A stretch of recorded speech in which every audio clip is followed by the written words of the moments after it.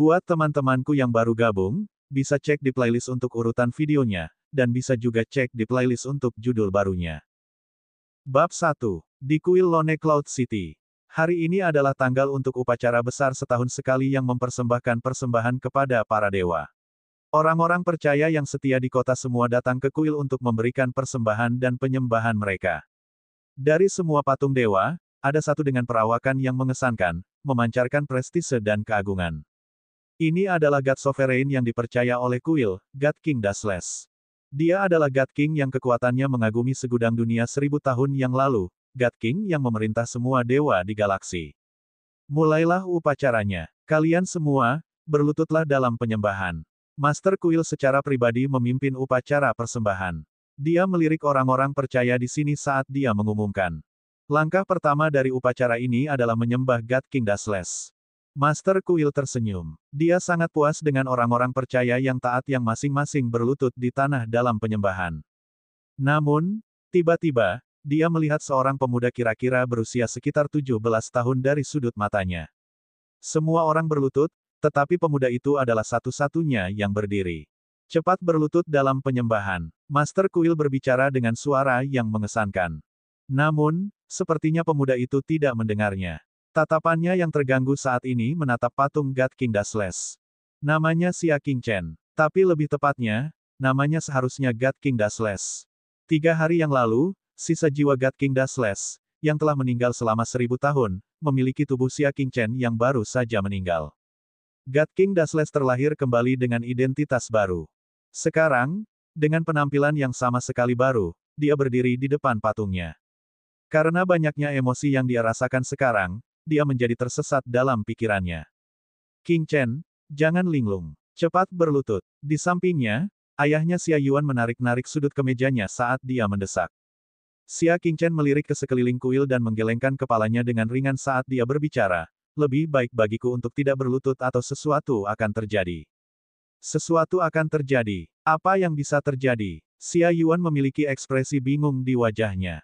Anak muda, jika Anda terus menunjukkan rasa tidak hormat kepada semua patung dewa di sini, Anda dan keluarga Anda tidak akan pernah diizinkan memasuki Shrine lagi di masa depan. Xia Yuan dengan cemas berdiri. Chener, apa yang kamu pikirkan? Xia Qingchen merasa tidak berdaya di dalam hatinya. Dia menghela nafas dengan suara rendah. Baiklah kalau begitu, kalian semua sebaiknya tidak menyesal. Dia berlutut di atas sajadah di hadapannya. Pada saat lututnya bersentuhan dengan tanah, seluruh kuil bergetar hebat. Beberapa dari 49 patung dewa yang ditempatkan di sekitar patung God King Dashless semuanya meledak dari dalam. Untuk kasus yang tidak terlalu parah, patung-patung itu hancur dari pinggang ke atas. Dan untuk kasus yang lebih parah, patung-patung itu benar-benar hancur berantakan. Fenomena besar seperti itu menyebabkan orang-orang percaya menjadi sangat ketakutan sehingga mereka dengan liar berlari keluar dari kuil, saling mendorong, menyebabkan kekacauan besar. Bahkan Master Kuil sangat takut sehingga wajahnya menjadi pucat. Kuil itu bergetar sementara begitu banyak patung dewa meledak pada saat bersamaan. Ini adalah insiden aneh dan belum pernah terjadi sebelumnya. Untungnya, semuanya kembali tenang setelah patung-patung itu meledak. Tidak ada fenomena lain. Orang-orang percaya semua merasa panik di hati mereka bersama dengan ketakutan yang masih ada. Teror bisa dilihat di wajah mereka. Hanya Xia Qingchen yang memiliki ekspresi ketenangan di wajahnya. Dia menghela nafas dengan suara rendah, aku sudah mengatakan bahwa aku tidak bisa berlutut. Meskipun tubuh Divine-nya telah dihancurkan, jiwanya masih God King Dashless. Bagaimana mungkin kuil kecil bisa menahan dampak dari dia berlutut? Melihat bahwa itu kuil tidak meledak, itu sudah dianggap sebagai konsekuensi yang sangat ringan. Hei anak muda, datanglah. Pada saat ini, seorang lelaki tua berjubah abu-abu menatap Xia Qingchen, wajahnya pucat. Namanya Elder Tai dan dia adalah salah satu tetua kuil. Tanggung jawab hariannya adalah menjaga patung God King Dashless. Dia menyalahkan fenomena sebelumnya yang terjadi di kuil ke Xia Qingchen yang menolak berlutut pada waktunya untuk beribadah. Xia Qingchen memiringkan kepalanya, ekspresinya tenang saat dia bertanya, apakah kamu punya masalah? Dari ekspresinya, tidak ada rasa hormat yang akan diungkapkan orang biasa ketika menghadapi seorang tetua kuil. Elder Tai memarahi dengan nada tegas, apakah Anda tahu bahwa itu Anda telah menyinggung God King Dashless sebelumnya? Xia Qingchen merasa pertanyaan khusus ini sangat konyol. Apakah saya menyinggung diri saya sendiri? Mengapa saya tidak tahu tentang itu? Bagaimana saya menyinggung perasaannya? Kamu menolak untuk berlutut dalam penyembahan. Itu berarti kamu melakukan dosa. Elder Tai dengan dingin berbicara. Xia Qingchen tertawa. God King Dashless tidak menyukai semua detail yang berbelit-belit dan terlalu rumit. Sebenarnya, tidak apa-apa apakah seseorang berlutut atau tidak di depan patungnya. Petik 2. Dia tidak pernah memaksa orang percaya untuk berlutut. Itu sudah cukup selama mereka memiliki ketulusan di hati mereka. Omong kosong apa? Seberapa besar pemahaman Anda tentang God King Dashless? Beraninya kamu mempertanyakan kebenaran? Elder Tai memarahi. Xia Qingchen dengan tenang menjawab, pemahaman saya tentang dia harus cukup mendalam. Di dunia ini, adakah orang yang mengenalnya lebih baik dari dirinya sendiri? Dia melirik orang-orang percaya yang masih dalam keadaan ketakutan. Xia Qingchen kemudian berbicara, lupakan saja, biarkan aku membimbing kalian sedikit. Bimbing kami. Penatua Tai berpikir bahwa dia telah mendengar dengan salah. Pertama, saya, batuk-batuk. Maksudku, God King Dashless membenci ternak dalam barang-barang pengorbanannya. Hanya menawarkan buah-buahan sederhana sudah cukup. Menatap babi dan domba panggang di atas meja, Xia Qingchen tanpa sadar menggelengkan kepalanya. Saat itu, ketika dia menjelajahi dunia dengan bebas dan kembali ke kuilnya, dia hanya akan memakan buah-buahan yang ditawarkan. Dia tidak akan mencicipi persembahan lainnya sama sekali. Kedua, buang tali anjing di telapak tangan patung itu. Tak tertahankan bahwa setelah 1000 tahun, orang-orang percaya benar-benar berpikir bahwa tali anjing adalah harta ajaibnya. Dia mengira itu hanya bisa disalahkan pada fakta bahwa itu dia tak terkalahkan saat itu dan sangat jarang baginya untuk menggunakan Heaven Punishing Sword. Hal ini menyebabkan kesalahpahaman bahwa tali anjing yang dia gunakan pada anjingnya adalah harta sihirnya. Terakhir, patung-patung yang meledak adalah para dewa yang telah mengkhianati God King Dashless. Apa niatmu dengan menempatkan patung-patung mereka di sini dan menyembah mereka bersama God King Dashless? Petik 2. Yang paling tidak dia tahan adalah kenyataan bahwa dari 49 patung dewa di sini, ada 19 dewa yang pernah mengkhianatinya. Dan kuil benar-benar menyembah mereka di sampingnya. Elder Tai dan yang lainnya benar-benar tercengang ketika mereka mendengar ini. Mereka tidak terkejut dengan fakta bahwa Xia Qingchen tahu banyak hal. Sebaliknya, itu adalah bagaimana dia bisa menjaga wajah lurus ketika berbicara omong kosong. Berani, karena rasa tidak hormat Anda menyebabkan God King untuk memanifestasikan kemarahannya. Namun sekarang, Anda masih belum bertobat dan bahkan berani melanjutkan komentar lancang Anda tentang God King. Elder Tai memarahi setelah sadar kembali. Dia memutuskan untuk menghukum berat pemuda ini yang sama sekali tidak menunjukkan rasa hormat kepada God King Dashless. Tunggu sebentar. Namun, Master Kuil tiba-tiba mengalihkan pandangannya yang dipenuhi dengan jejak kebingungan. Dia menatap Xia Qingchen untuk waktu yang lama dan bertanya, kamu merasa bahwa itu harta sihir God King Dashless bukanlah tali anjing. Kalau begitu, apakah itu? Dia pernah membaca sebuah buku kuno dan catatan di dalamnya mengatakan bahwa itu God King Dashless memegang pedang divine yang diberi nama Heaven Punishing Sword. Dengan itu, dia bahkan bisa membunuh dewa iblis kuno dengan satu tebasan. Oleh karena itu, dia selalu curiga apakah harta sihir God King Dashless benar-benar tali anjing atau tidak. Pedang penghukum surga, jawab Xia Qingchen dengan tenang. Setelah mendengar itu, mata Master Kuil menyipit. Pemuda ini sebelum dia benar-benar tahu tentang Heaven Punishing Sword. Setelah bergumam dengan tegas pada dirinya sendiri untuk waktu yang lama, dia menjentikkan lengan bajunya. Lakukan apa yang dia katakan. Singkirkan ternak yang sudah dimasak dan lepaskan tali anjing. Juga, cepat sapu potongan-potongan patung dewa yang hancur. Bagaimanapun, tidak berbahaya jika dia mendengarkan. Dengan perintah dari Master Kuil, para inisiat di sini mulai bergerak. Ketika semuanya beres, orang-orang percaya di tempat kejadian semua tercengang. Cepat lihat, kepala patung God King. Tiba-tiba, seseorang berseru kaget. Semua orang memiringkan kepala mereka, semuanya sangat terkejut.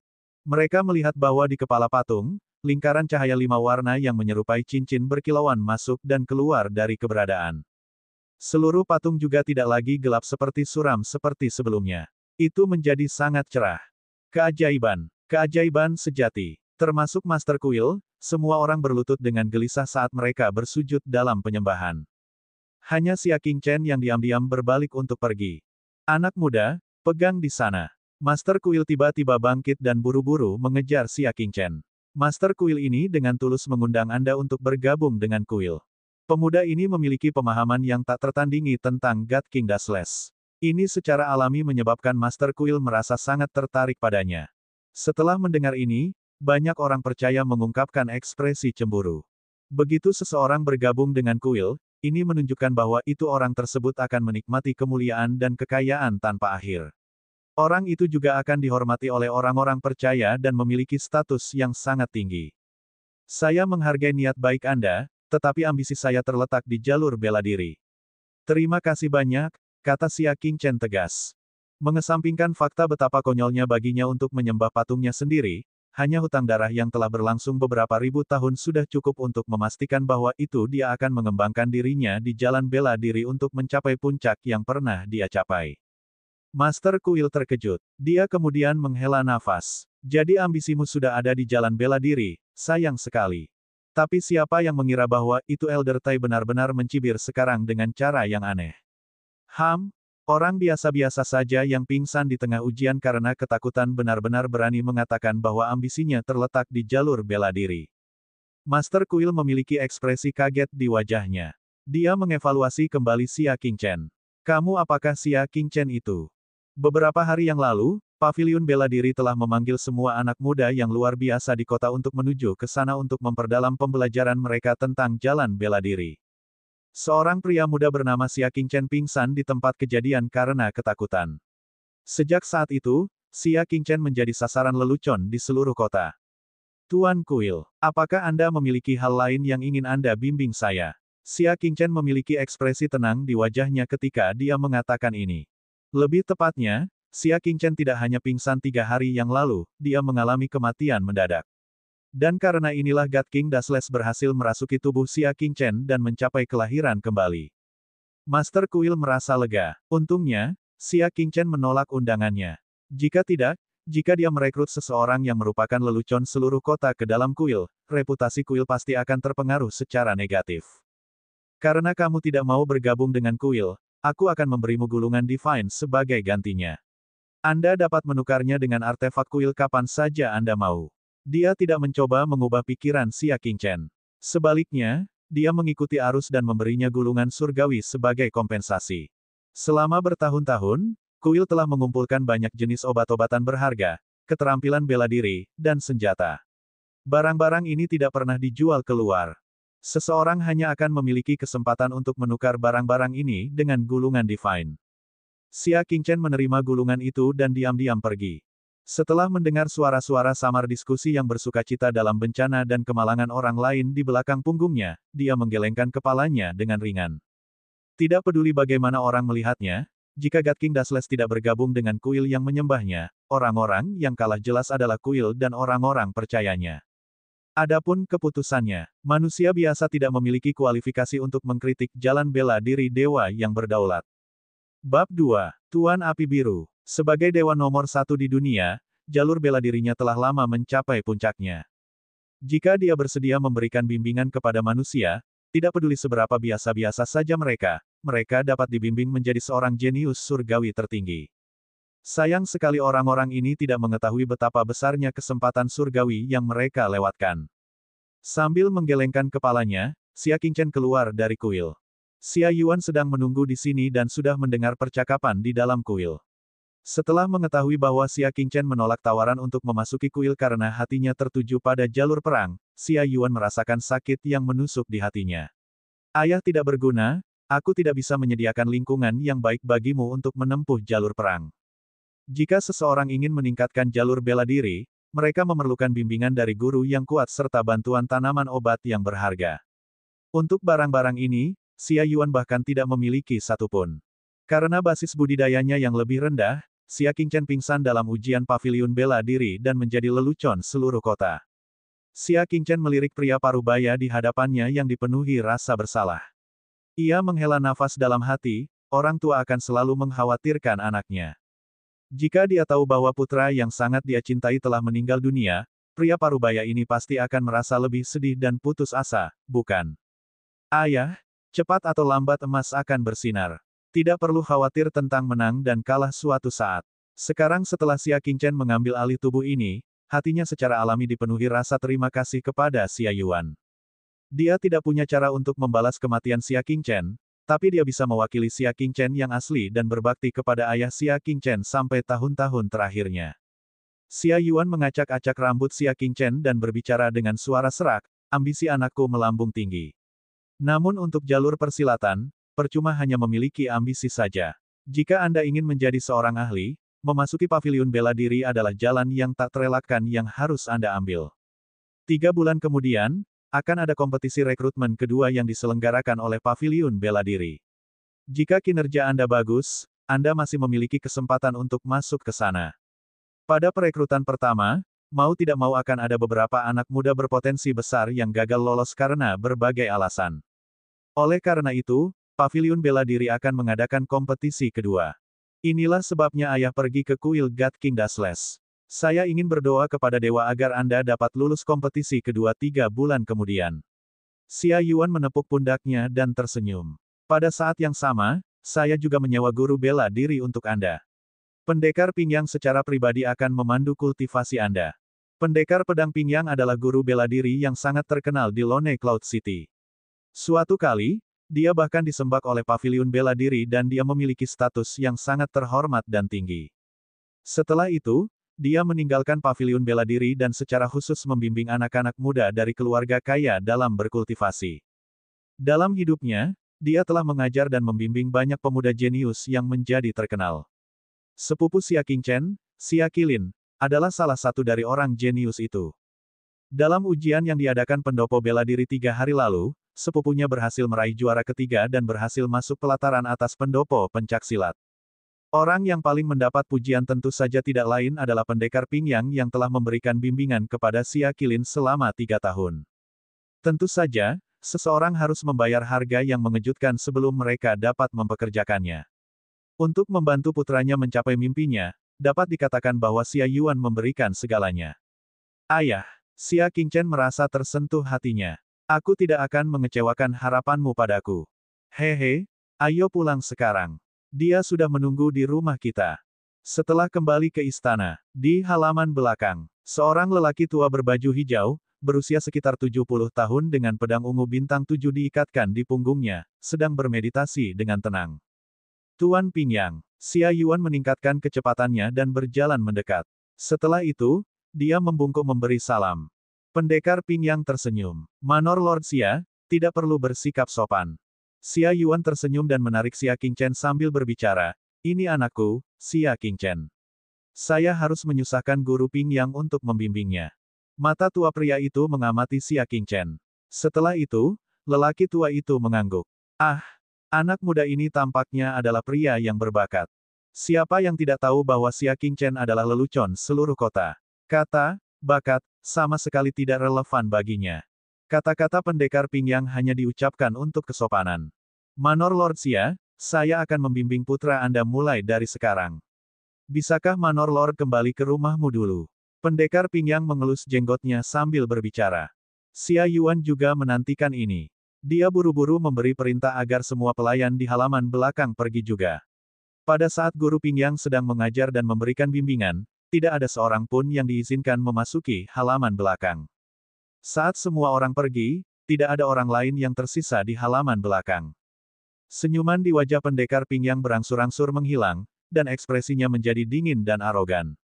Dia menatap Xia Qingchen dan berbicara tanpa berusaha menutupi niat sebenarnya, jika bukan karena fakta bahwa lelaki tua ini membutuhkan uang, aku benar-benar tidak akan bersedia datang ke sini dan mengajari sepotong busuk yang tidak berharga, kayu sepertimu. Jika Anda tidak menunjukkan perbaikan, Anda pasti akan melibatkan reputasi orang tua ini. Saat menghadapi Xia Yuan, dia tetap bersikap sopan di permukaan. Tetapi ketika menghadapi Xia Qingchen, dia mengungkapkan pikiran sebenarnya di dalam hatinya. Mulai sekarang, dialah yang akan membimbing Xia Qingchen dalam kultivasinya. Bagaimana mungkin Xia Qingchen berani menceritakan kembali kata-kata lelaki tua ini kepada ayahnya? Oleh karena itu, Tuan Pingyang ini yakin bahwa dia kebal peluru. Xia Qingchen tetap acuh tak acuh. Dia dengan tenang menjawab, Tuan Pingyang, mohon jangan ragu untuk membimbing saya. Siswa ini akan melakukan yang terbaik untuk belajar. Meskipun dia tidak terlalu membutuhkan bimbingan guru Pingyang, dia tidak bisa menyia-nyiakan niat baik ayahnya. Pendekar Pingyang dengan dingin menginstruksikan, lepaskan kekuatan batinmu. Izinkan saya melihat situasi dasar Anda terlebih dahulu. Xia Qingchen mengepalkan tangannya setelah dia mendengar instruksinya. Setelah itu, dia dengan kejam melancarkan serangan ke udara. Celup, celepuk. Dua suara cahaya bergema, dan lapisan tipis aliran udara putih berkilauan melewati tinjunya. Setelah melihat ini, pendekar Pingyang menggelengkan kepalanya. Kayu busuk. Benar-benar sepotong kayu busuk. Kekuatan batin Anda lemah dan tidak stabil, hampir mencapai tingkat pancaran ketiga dari tahap konstelasi minor. Anda sudah berusia 17 tahun, tetapi basis kultivasi Anda hanya pada level ini. Benar-benar sepotong kayu busuk yang tidak layak untuk diukir. Penilaiannya terhadap Xia Qingchen benar-benar tanpa ampun, tidak peduli dengan perasaan orang lain. Dikatakan bahwa naga akan melahirkan naga dan burung phoenix akan melahirkan burung phoenix. Anak tikus bahkan tahu cara membuat lubang. Paman keduamu, Xia Sun, adalah seorang yang berbakat luar biasa, oleh karena itu, putranya Xia Qilin juga seorang jenius. Bagimu, ayahmu adalah sampah. Hasilnya, secara alami Anda juga sama. Bagaimana kamu ingin aku mengajari sampah sepertimu? Pendekar pedang Pingyang menggelengkan kepalanya. Xia Sun adalah paman kedua Xia Qingchen. Basis budidayanya sangat kuat dan dia membangun Manor Xia Utara, yang setara dengan klan bangsawan di jalur perang. Sebagai perbandingan, basis budidaya Xia Yuan lebih lemah beberapa tingkat, membuatnya jauh lebih rendah daripada paman kedua Xia Qingchen, Xia Sun. Dia hanya bisa membangun Southern Xia Manor, yang setara dengan klan bangsawan pada umumnya. Ayahmu idiot. Dia seperti kamu, sepotong kayu busuk. Tidak peduli seberapa tinggi harga yang dia bayar, saya tidak akan pernah bisa membimbing Anda hingga Anda menjadi luar biasa. Jadi, apa gunanya dia mengeluarkan uang? Pendekar Pingyang berbicara dengan nada tidak setuju. Ketika Xia Qingchen mendengar ini, tatapannya perlahan berubah menjadi dingin. Tidak masalah betapapun orang ini ingin meremehkannya. Namun, satu-satunya hal yang tidak bisa ia tahan adalah kenyataan bahwa pria ini meremehkan cinta tulus seorang ayah terhadap anaknya. Awalnya, jika pendekar Pingyang memberikan bimbingan dengan benar, dia masih bisa melakukan suatu tindakan dan mengikutinya, berpura-pura menerima bimbingan tersebut. Tapi sekarang, dia sama sekali tidak perlu melakukan hal itu. Tuan Pingyang, daripada banyak bicara, mengapa Anda tidak menunjukkan keahlian Anda dan membiarkan siswa ini memperluas wawasannya? Xia Qingchen berbicara dengan acuh tak acuh. Pendekar Pingyang mendengus melalui hidungnya. Nama orang tua ini saja sudah cukup bagimu untuk memperluas wawasanmu. Apakah aku masih perlu menampilkan keterampilan pedangku? Namun saat menghadapi sepasang mata tenang Xia Qingchen yang sama sekali tidak menghormatinya, dia berbicara dengan arogan lagi, baiklah kalau begitu. Merupakan ide bagus untuk membiarkan Anda memperluas wawasan Anda atau Anda mungkin tidak akan menerimanya dengan sukarela. Dia menjentikkan lengan bajunya dan mengulurkan kelima jarinya. Dalam kehidupan ini, lelaki tua ini mahir dalam 5 bidang. 5 area tersebut masing-masing adalah teknik tinju, seni jari, penilaian, apa yang ingin Anda lihat. Dia menyebutkan 5 spesialisasi yang dia banggakan. Xia Qingchen dengan sabar mendengarkan semuanya sebelum dengan tidak antusias berkomentar, yang terbaik untukmu. Pendekar Pingyang gagal memahami maksud sebenarnya dari kata-kata Xia Qingchen. Dia mencibir, orang tua ini adalah yang paling mahir dalam seni pedang. Namun, itu terlalu mendalam dan kamu tidak akan mengerti bahkan jika aku memperlihatkannya. Ubah permintaan Anda.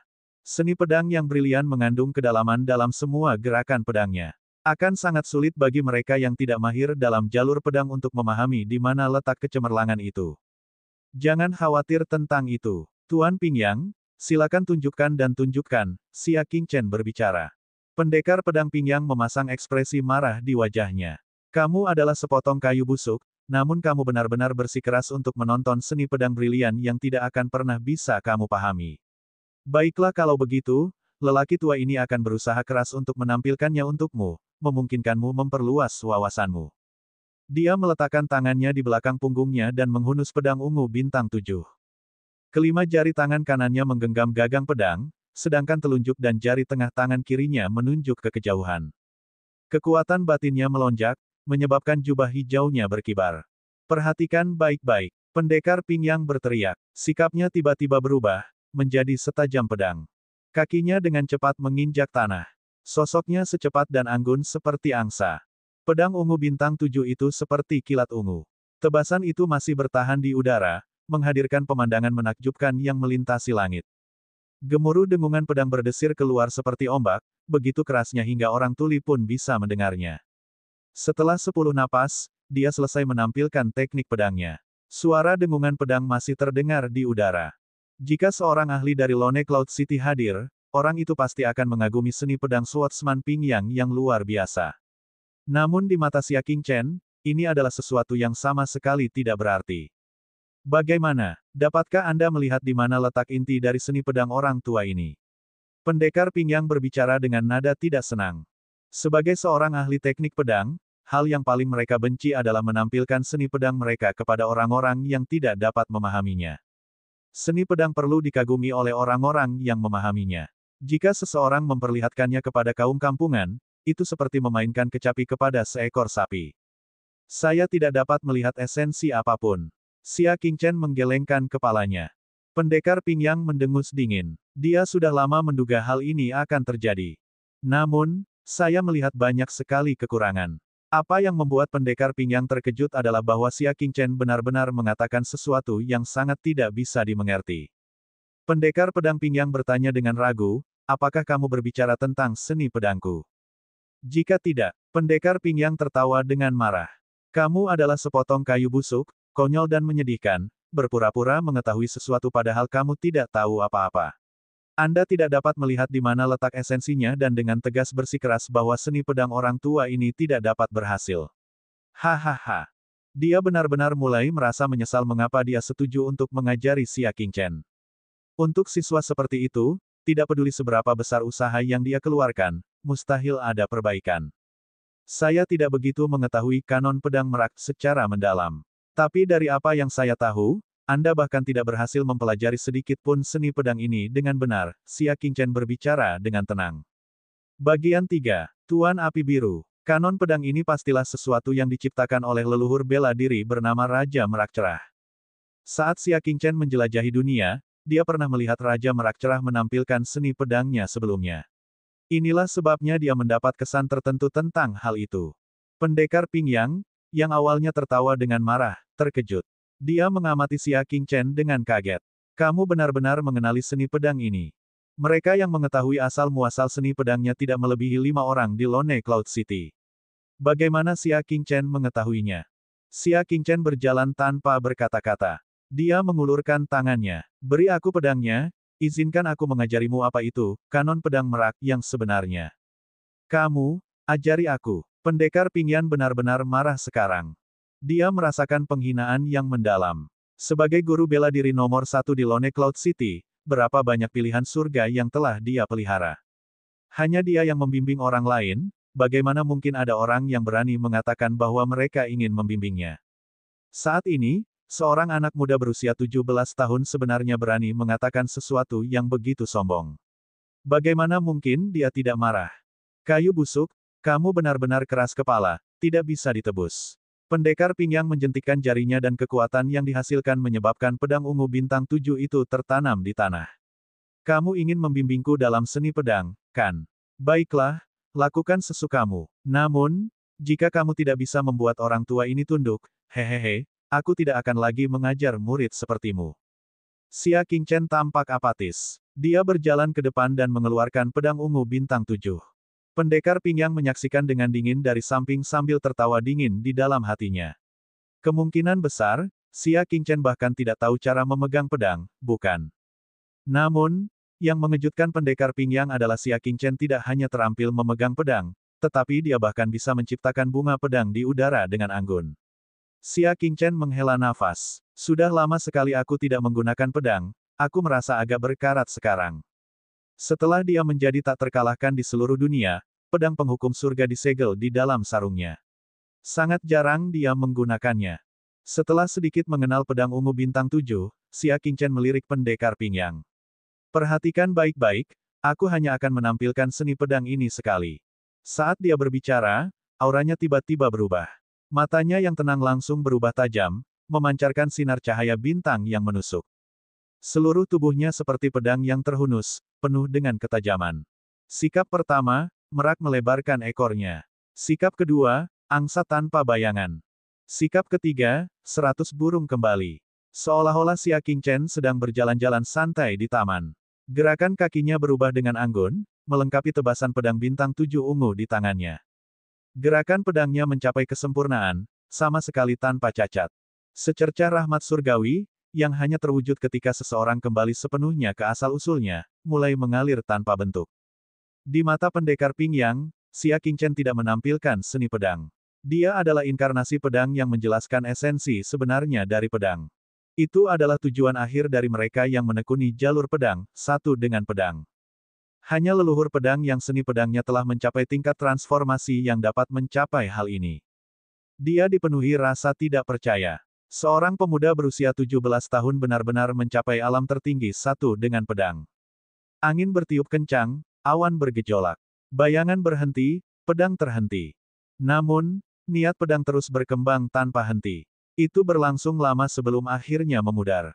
Kong, Xia Qingchen mencabut pedangnya. Dia tidak terlalu puas dan mengejek dirinya sendiri. Aku benar-benar sudah berkarat. Aku bahkan tidak berhasil menampilkan kanon pedang sesederhana itu dengan baik. Di mata pendekar Ping Yang, satu dengan pedang adalah lambang seni pedang yang sempurna dan menakjubkan. Namun di mata Xia Qingchen, ini tidak seberapa. Xia Qingchen dengan santai melambaikan tangannya, menusuk pedang ungu bintang 7 ke tanah di depannya. Dia meletakkan tangannya di belakang punggungnya dan berbicara, meskipun aku hanya berhasil menampilkan sekitar 70% hingga 80% esensi, Peacock Sword Cannon itu jelas jauh lebih unggul dari milikmu. Apa yang kamu budidayakan? Gerakan pedangmu tercampur, mengacaukan maksud pedang dari setiap posisi. Keduanya mengeksekusi Peacock Sword Cannon, tapi permainan pedang swordsman Ping Yang terasa hampa dan lemah, seperti anak kecil yang masih berkembang. Kekuatannya jelas jauh lebih rendah. Namun, Xia Qingchen berhasil menunjukkan maksud sebenarnya dari seni pedang ini. Itu penuh dengan misteri yang mendalam, menyebabkan seseorang membenamkan diri begitu dalam hingga mereka tidak punya cara untuk melepaskan diri. Bibir pendekar pedang Ping Yang bergetar. Dia sedang berpikir keras, ingin membantah. Namun, dia tidak mengatakan apapun. Pedang Dao Xia Qingchen jelas jauh lebih tinggi daripada miliknya. Perbedaan antara keduanya bagaikan perbedaan antara langit dan bumi. Pedang Daomu, yang paling kamu kuasai, bahkan tidak bisa dibandingkan dengan milikku. Tapi kamu masih ingin membimbing dan mengajariku. Mata Xia Qingchen bersinar dengan cahaya dingin. Pendekar Ping Yang merasakan kekacauan di hatinya. Ini adalah pertama kalinya dalam hidupnya dia bertemu dengan seorang pemuda yang tidak dapat dia tembus pandang. Teknik pedang hanyalah salah satu keahlianku. Orang tua ini masih mahir dalam 4 bidang lainnya. Perhatikan baik-baik. Mungkin dia masih ingin membuktikan diri dan melindungi gengsinya sebagai guru bela diri. Oleh karena itu, dia mengeksekusi seni jarinya yang juga sangat dia kuasai. Setelah menonton, Xia Qingchen menggelengkan kepalanya dengan ringan. Biasa-biasa saja dan biasa saja. Dia melanjutkan, perhatikan baik-baik, inilah seni jari yang sebenarnya. Dia mengeksekusi seni jari yang ditampilkan pendekar Ping Yang sebelumnya, menunjukkan setiap gerakan dengan jelas. Seni jari biasa sekarang memiliki konsep leluhur bela diri tertinggi ketika dieksekusi oleh Xia Qingchen. Wajah pendekar pedang Ping Yang memerah karena marah. Orang tua ini masih mahir dalam teknik tinju. Di tengah-tengah tampilannya, Xia Qingchen berteriak, sungguh tak tertahankan untuk dilihat. Anda sama sekali tidak tahu tentang salah satu dari bintang 8 dan 4 rahasia teknik tinju. Buka matamu lebar-lebar dan lihatlah apa itu teknik tinju yang sebenarnya. Itu adalah teknik tinju yang sama, tetapi Xia Qingchen mengubah teknik biasa ini menjadi teknik yang tampak ajaib, tidak diragukan lagi mampu membuat orang berteriak memuji jika ada penonton di sini. Menarik tinjunya, Xia Qingchen dengan dingin melirik pendekar Ping Yang. Apakah Anda masih ingin menunjukkan 2 bidang kemahiran Anda yang lain? Saat ini, wajah pendekar Ping Yang berganti-ganti antara warna hijau dan merah. Dadanya naik turun dengan hebat, menampilkan gejolak emosi di hatinya. Menatap Xia Qingchen yang sombong, pendekar Ping Yang mengangkat jari telunjuknya dan menunjuk. Kamu. Xia Qingchen dengan dingin berbicara, aku. Bagaimana dengan saya? Dengan standar setengah matang, kamu bahkan berani keluar dan membimbing orang lain. Melambaikan tangannya, Xia Qingchen seperti sedang memukul lalat. Enyahlah segera, berhentilah menghambat siswa dengan ketidakmampuanmu. Pendekar Pingyang, yang awalnya sangat gelisah, kini dimarahi tanpa ampun oleh Xia Qingchen. Pria yang sangat angkuh ini merasakan ledakan amarah menyerang jantungnya, yang menyebabkan dia tanpa sadar batuk darah. Setelah itu, matanya berputar ke belakang dan dia pingsan di tempat. Sangat marah sampai dia batuk darah dan pingsan. Xia Qingchen berbicara dengan nada menghina. Seorang ahli sejati akan memiliki hati yang menerima seperti ngarai yang bergema. Bagaimana seseorang bisa batuk darah karena gelisah dan pingsan karena kesombongan? Beberapa saat kemudian, Xia Yuan yang mendengar berita duka itu dengan cepat bergegas. Saat dia melihat situasinya, ekspresinya berubah drastis. Jangan salahkan aku, dia menjadi sangat marah hingga dia batuk darah dan pingsan. Xia Qingchen mengangkat bahu tanpa daya. Xia Yuan salah paham. Dia berpikir bahwa bakat Xia Qingchen terlalu rendah dan telah membuat marah pendekar Pingyang sampai sejauh ini karena ketidakmampuannya. Oleh karena itu, wajahnya dipenuhi kekhawatiran. Ini merepotkan. Pendekar Pingyang adalah guru terhormat sepupumu. Sepupu Anda selalu sangat menghormati dia. Jika dia tahu bahwa kamu membuat marah gurunya sampai sejauh ini, dia kemungkinan besar tidak akan membiarkan masalah ini berhenti. Xia Yuan berbicara dengan khawatir. Sejak awal, si jenius Xia Qilin selalu meremehkan Xia Qingchen. Dia tidak pernah memperlakukan Xia Qingchen sebagai saudaranya sendiri. Jika dia tahu bahwa gurunya yang terhormat begitu marah oleh Xia Qingchen, dia pasti akan merasakan kebencian di hatinya. Mungkinkah dia akan menyerang rumah kita? Xia Qingchen berbicara dengan santai. Xia Yuan tersenyum pahit. 2 bulan kemudian, itu akan menjadi ulang tahun ke-60 kakekmu Xia Changliu, dan pesta ulang tahun akan diadakan di kediaman Xia Utara milik paman keduamu. Jika kamu tidak pergi, orang-orang pasti akan menyebutmu tidak berbakti. Xia Changliu adalah ayah Xia Yuan dan Xia Sun. Dia juga kakek dari Xia Qingchen dan Xia Qilin. Karena paman keduanya memiliki banyak bisnis di bawahnya, serta tempat tinggal yang lebih besar, kakeknya selalu tinggal di tempat paman keduanya. Dia akan bersikap sangat dingin terhadap ayah Xia Qingchen yang jelas-jelas nilainya jauh lebih rendah dibandingkan dengan Xia Sun. Dia belum pernah mengunjungi mereka sebelumnya. Dan untuk perayaan ulang tahunnya kali ini, diselenggarakan di rumah paman kedua Xia Qingchen. Saat tentara datang, seorang jenderal akan memblokir mereka. Saat air banjir, bumi akan menyerapnya. Tentu saja akan ada solusi pada saat itu. Xia Qingchen tidak merasa terganggu sama sekali. Apakah dia akan takut pada Xia Qilin saja? Adapun Xia Yuan, dia jelas sangat khawatir. Dia memerintahkan seseorang untuk mengirim kembali pendekar Pingyang yang tidak sadarkan diri. Tanda pisah tanda hubung. Sehari kemudian, di Northern Xia Manor di kota. Xia Qilin kembali dengan wajah penuh amarah. Xia Sun sedang mondar-mandir dengan cemas di halaman. Saat melihat putranya kembali, dia bertanya, Anda pergi menemui guru Pingyang, bagaimana kondisinya? Kemarin, ketika dia mengetahui bahwa sesuatu telah terjadi pada guru Pingyang, Xia Qilin segera berangkat berkunjung. Dia baru saja kembali sekarang. Meski guruku sudah terbangun, karena amarah menyerang jantungnya, tubuh bagian bawahnya kini lumpuh. Dia tidak bisa turun dari tempat tidur dan berjalan, dia juga tidak bisa berbicara. Xia Qilin menghancurkan singa batu kecil di sampingnya karena marah, kecil itu, Xia Qingchen, dia benar-benar menyebabkan guruku yang terhormat berada dalam kondisi seperti itu. Aku akan melumpuhkannya. Di matanya, adik sepupu dari pihak ayah bahkan tidak sepenting orang luar.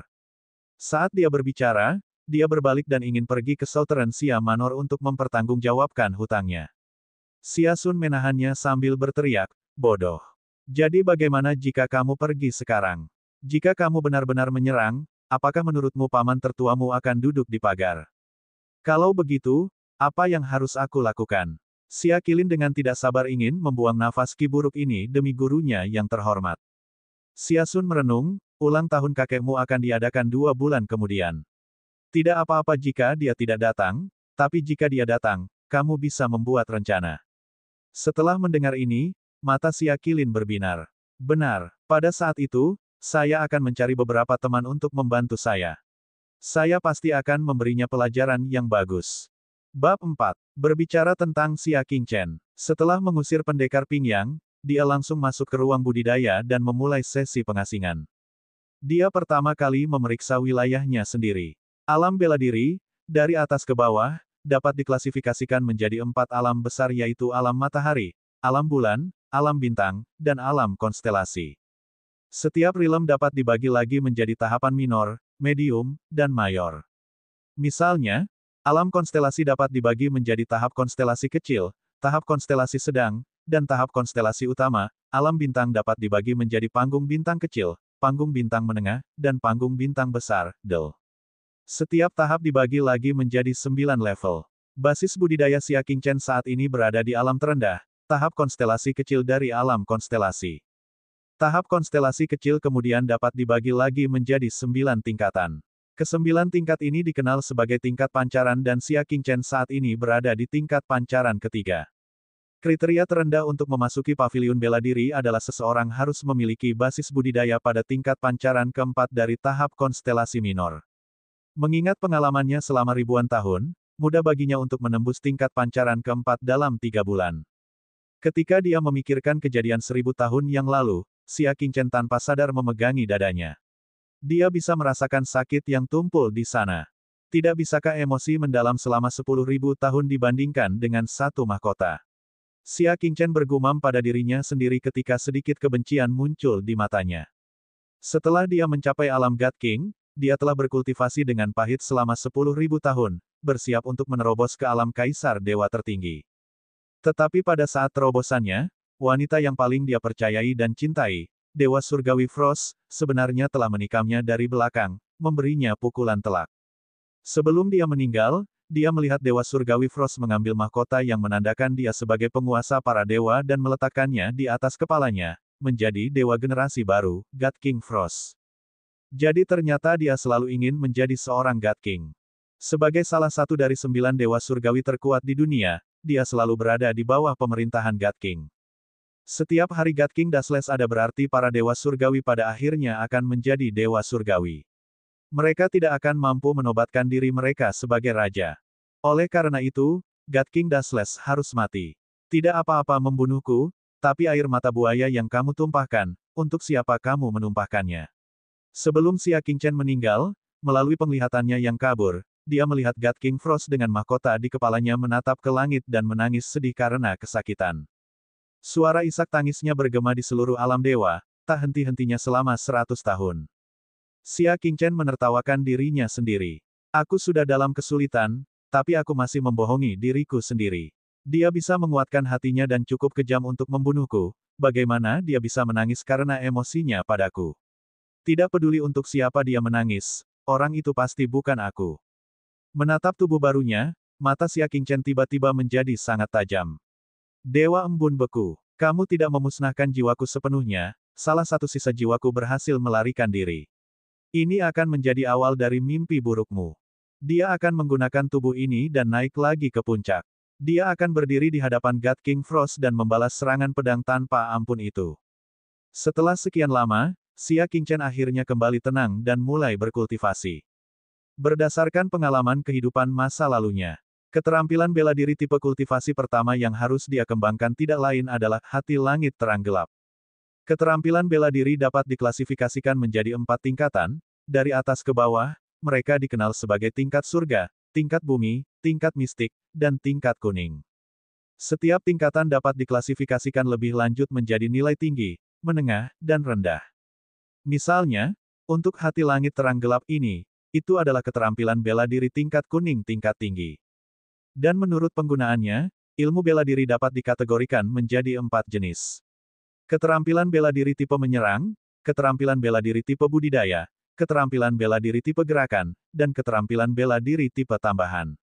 Efek dari keterampilan bela diri tipe kultivasi akan memungkinkan ranah kultivasi seseorang meningkat. Bagi semua praktisi bela diri yang ingin mengembangkan kekuatan batin, mereka harus mengembangkan keterampilan bela diri tipe kultivasi. Hati langit terang gelap adalah keterampilan bela diri tipe kultivasi yang sangat dijunjung tinggi oleh Xia Qingchen. Misteri mendalamnya terletak pada kata gelap. Semua orang di dunia tahu bahwa manusia dilahirkan dengan 9 meridian bela diri yang hebat. Setiap kali seseorang berhasil membersihkan dan menghubungkan satu meridian, mereka akan mampu menembus tingkat tahap konstelasi minor.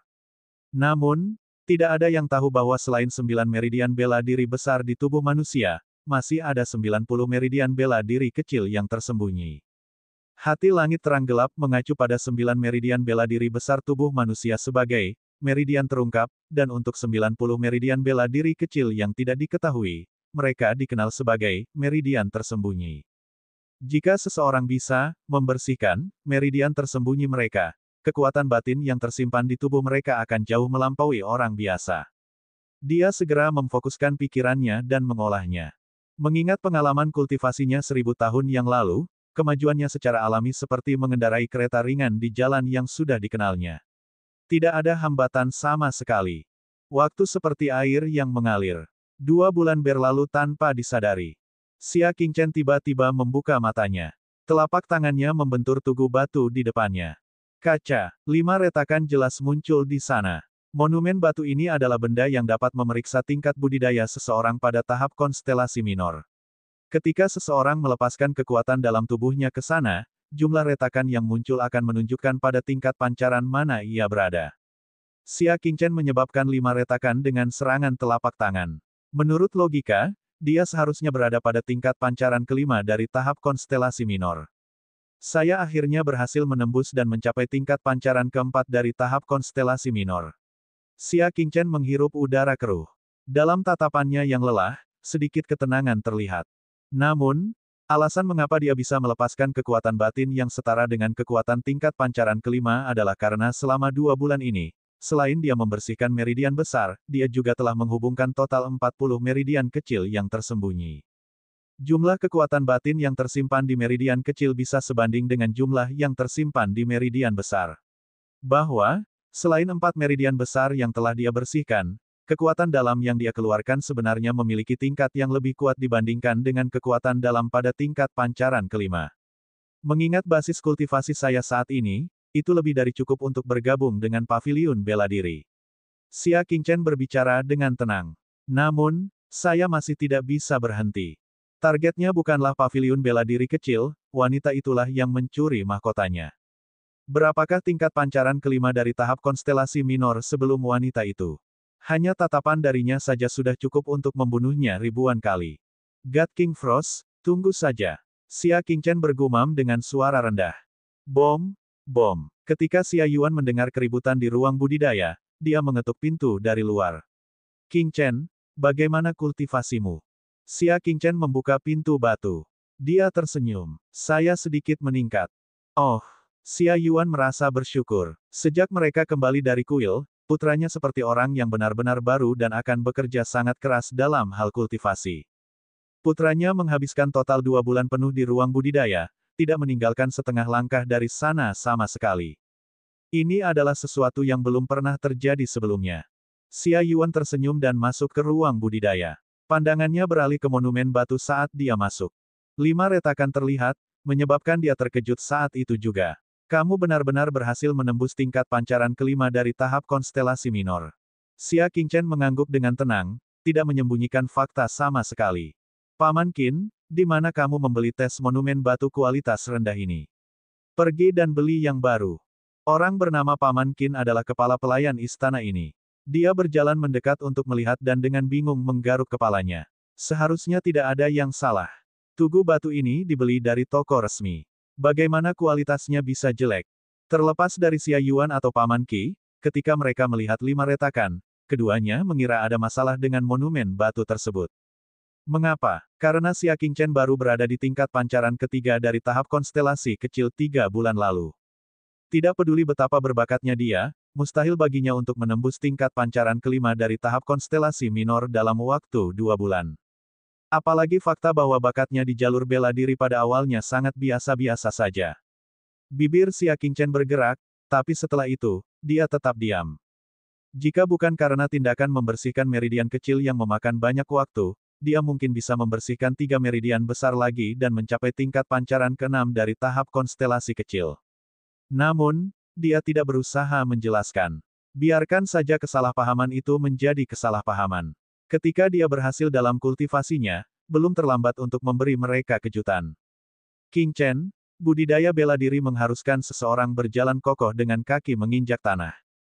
Tidak peduli betapa hebatnya seseorang, mustahil bagi mereka untuk menembus tingkat pancaran kelima dari tingkat pancaran ketiga dalam waktu 2 bulan, ceramah Xia Yuan.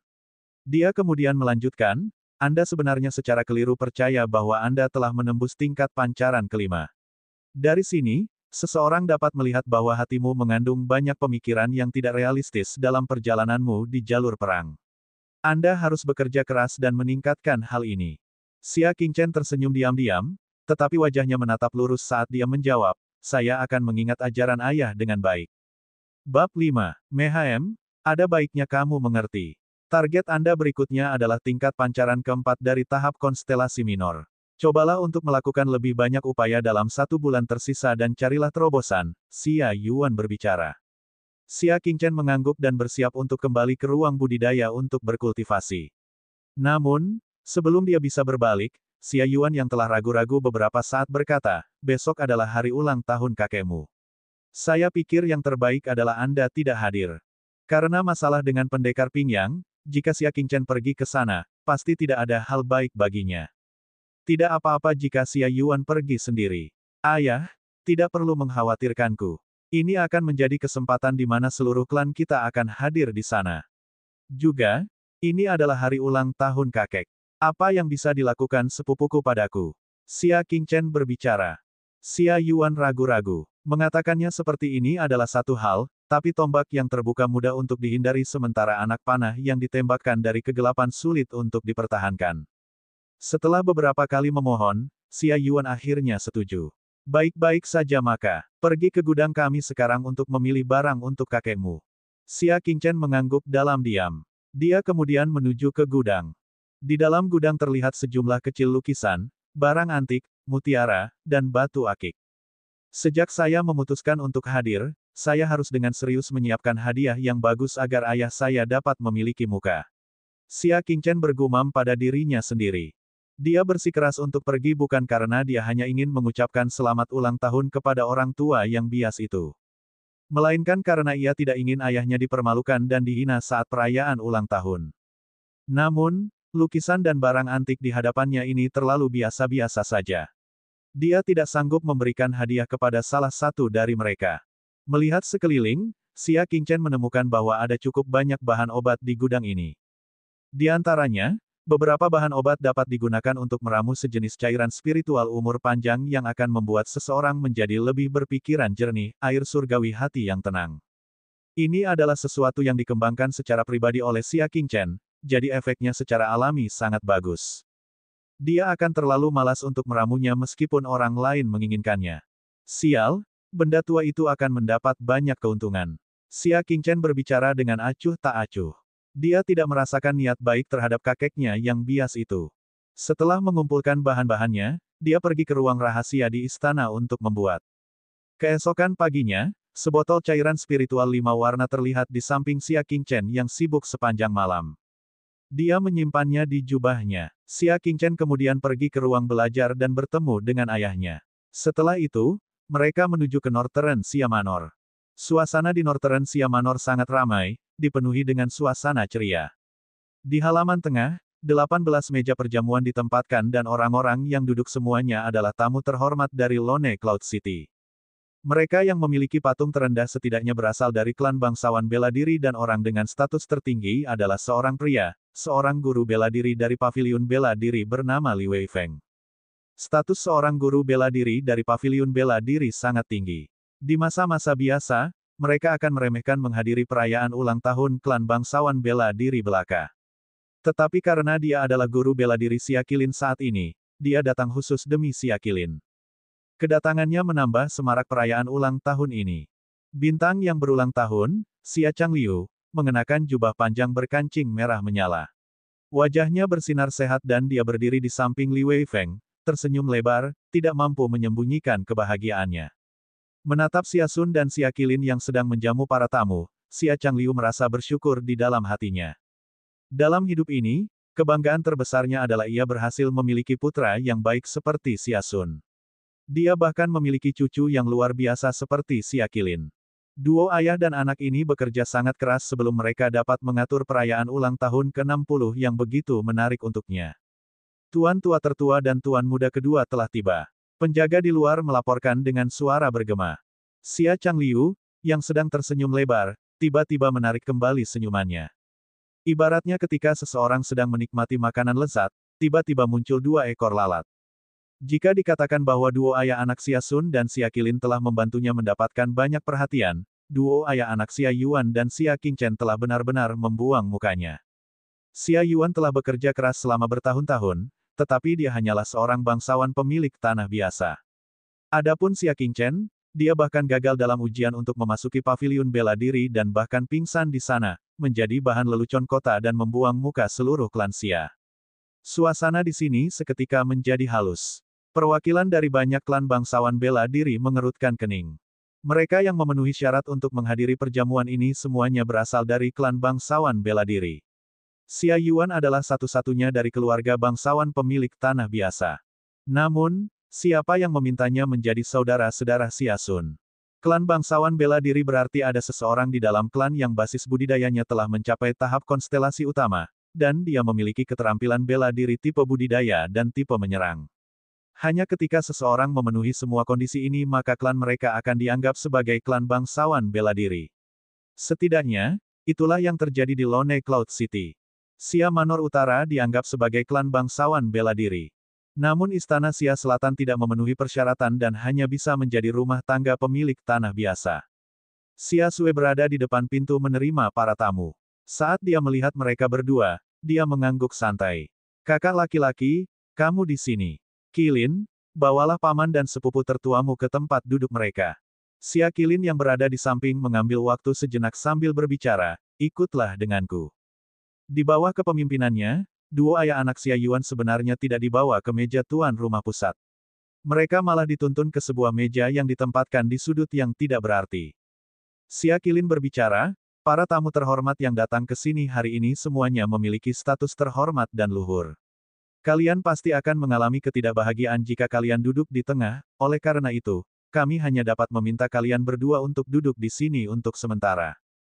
Dia berbicara seolah logika ada di pihaknya. Sebenarnya, ini jelas merupakan penghinaan. Mereka yang juga dari klan Xia, ketika merayakan ulang tahun kerabatnya, bahkan tidak bisa duduk di samping bintang yang berulang tahun. Mereka sebenarnya diatur untuk duduk di sudut terpencil. Dan yang lebih tidak masuk akal lagi adalah alasan yang diberikan adalah bahwa mereka harus menunjukkan pertimbangan terhadap perasaan tamu luar.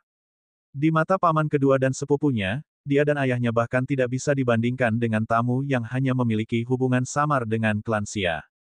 Mereka datang ke sini dengan niat baik, ingin memberikan ucapan selamat ulang tahun.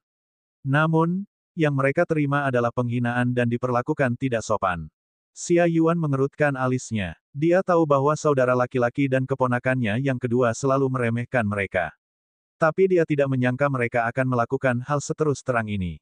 Xia Qilin dengan lugas melanjutkan, Paman tertua, jangan marah. Kita semua adalah satu keluarga. Mengapa perlu direpotkan dengan pengaturan tempat duduk? Kenapa harus begitu kalkulatif, kan?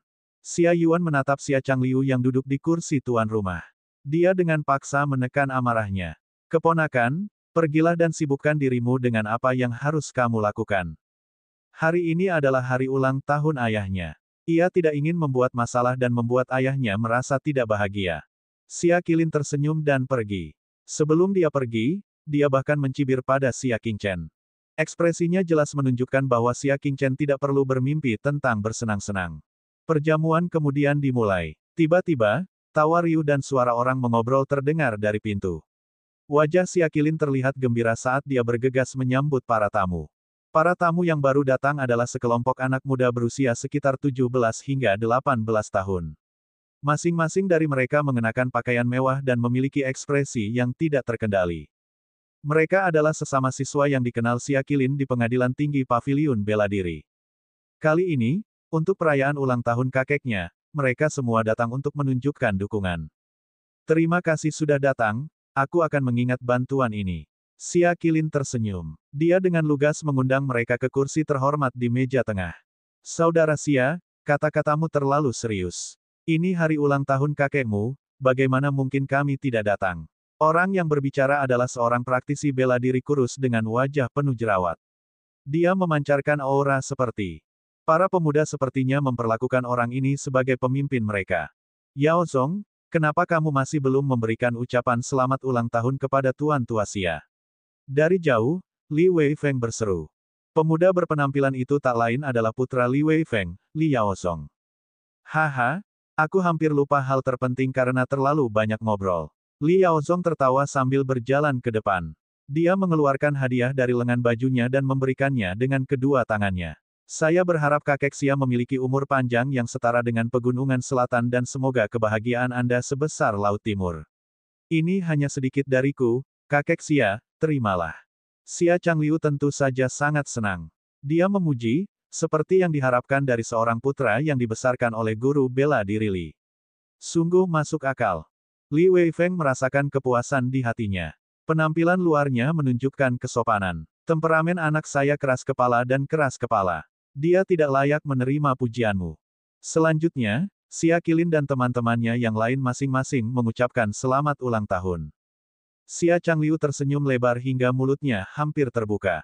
Dia diam-diam merenung, melihat teman-teman Qilin semuanya adalah orang-orang dengan status dan potensi. Di masa depan, Qilin pasti akan mampu mencapai hal-hal besar. Sebaliknya, ketika dia melirik ke salah satu sudut, dia merasa bahwa Xia Qingchen yang diabaikan oleh orang lain sungguh merusak pemandangan. Keduanya memiliki darah klan Xia yang mengalir di pembuluh darah mereka, mengapa perbedaan di antara mereka begitu besar? Bab 6. Qilin, hadiah apa yang kamu persiapkan untuk kakekmu? Tanya Li Yaozong sambil tersenyum. Kata-kata ini tentu saja membuat para tamu merasa penasaran. Hadiah mereka sudah diberikan ketika mereka tiba. Namun untuk hadiah ulang tahun yang disiapkan oleh orang-orang klan Xia, biasanya hanya diberikan saat semua tamu hadir sebagai pajangan untuk dilihat semua orang. Xia Qilin tersenyum. Dia mengeluarkan gulungan lukisan dari lengan bajunya dan berkata, saya berharap kakek mendapatkan kejayaan hari ini selamanya. Xia Changliu tertawa. Dia menerima lukisan itu dan membukanya agar semua orang dapat melihatnya. Lukisan pemandangan yang hidup dan hidup ditampilkan. Pada saat yang sama, aroma samar keluar darinya.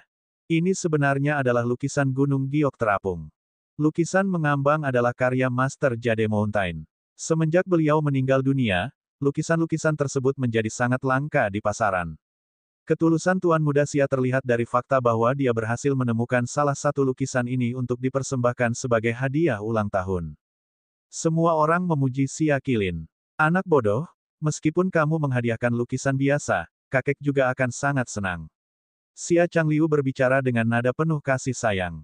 Pada saat ini, Xia Sun juga berjalan mendekat dan menyerahkan akta kepemilikan. Anak ini mengucapkan selamat ulang tahun kepada ayahnya. Xia Sun menawarkan akta kepemilikannya. Anak ini tidak berguna, aku tidak bisa mengambil hadiah apapun yang layak dan hanya bisa menyiapkan Fuyu Mountain Manor ini untuk ayah. Semua tamu ribut. Fuyu Mountain Manor adalah istana tingkat puncak yang bernilai 500.000 tael perak. Mampu bertahan di sana adalah simbol status seseorang. Itu benar. Semua orang kaya di Lone Cloud City kami ingin mendapatkan Fuyu Mountain Manor ketika mereka menjadi tua. Namun, hanya segelintir orang yang mampu membelinya. Manor Lord Xia sangat mengesankan. 500.000. Hadiah ini benar-benar terlalu berat. Wajah Xia Changliu penuh dengan kegembiraan. Dia sangat puas dengan hadiah ini. Aku telah membuatmu mengeluarkan uang secara berlebihan. Xia Sun dengan rendah hati berbicara, sama-sama. Tatapannya beralih ke Xia Yuan dan berkata, saya yakin kakak laki-laki saya akan menyiapkan hadiah yang lebih mengejutkan untuk ayah saya. Tatapan semua orang juga berbalik dan tertuju pada Xia Yuan. Xia Yuan menghela nafas dalam diam.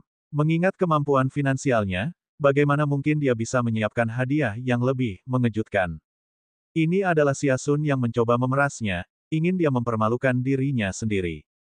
Tapi sekarang setelah keadaan menjadi seperti ini, Xia Yuan hanya bisa menguatkan dirinya dan berjalan keluar.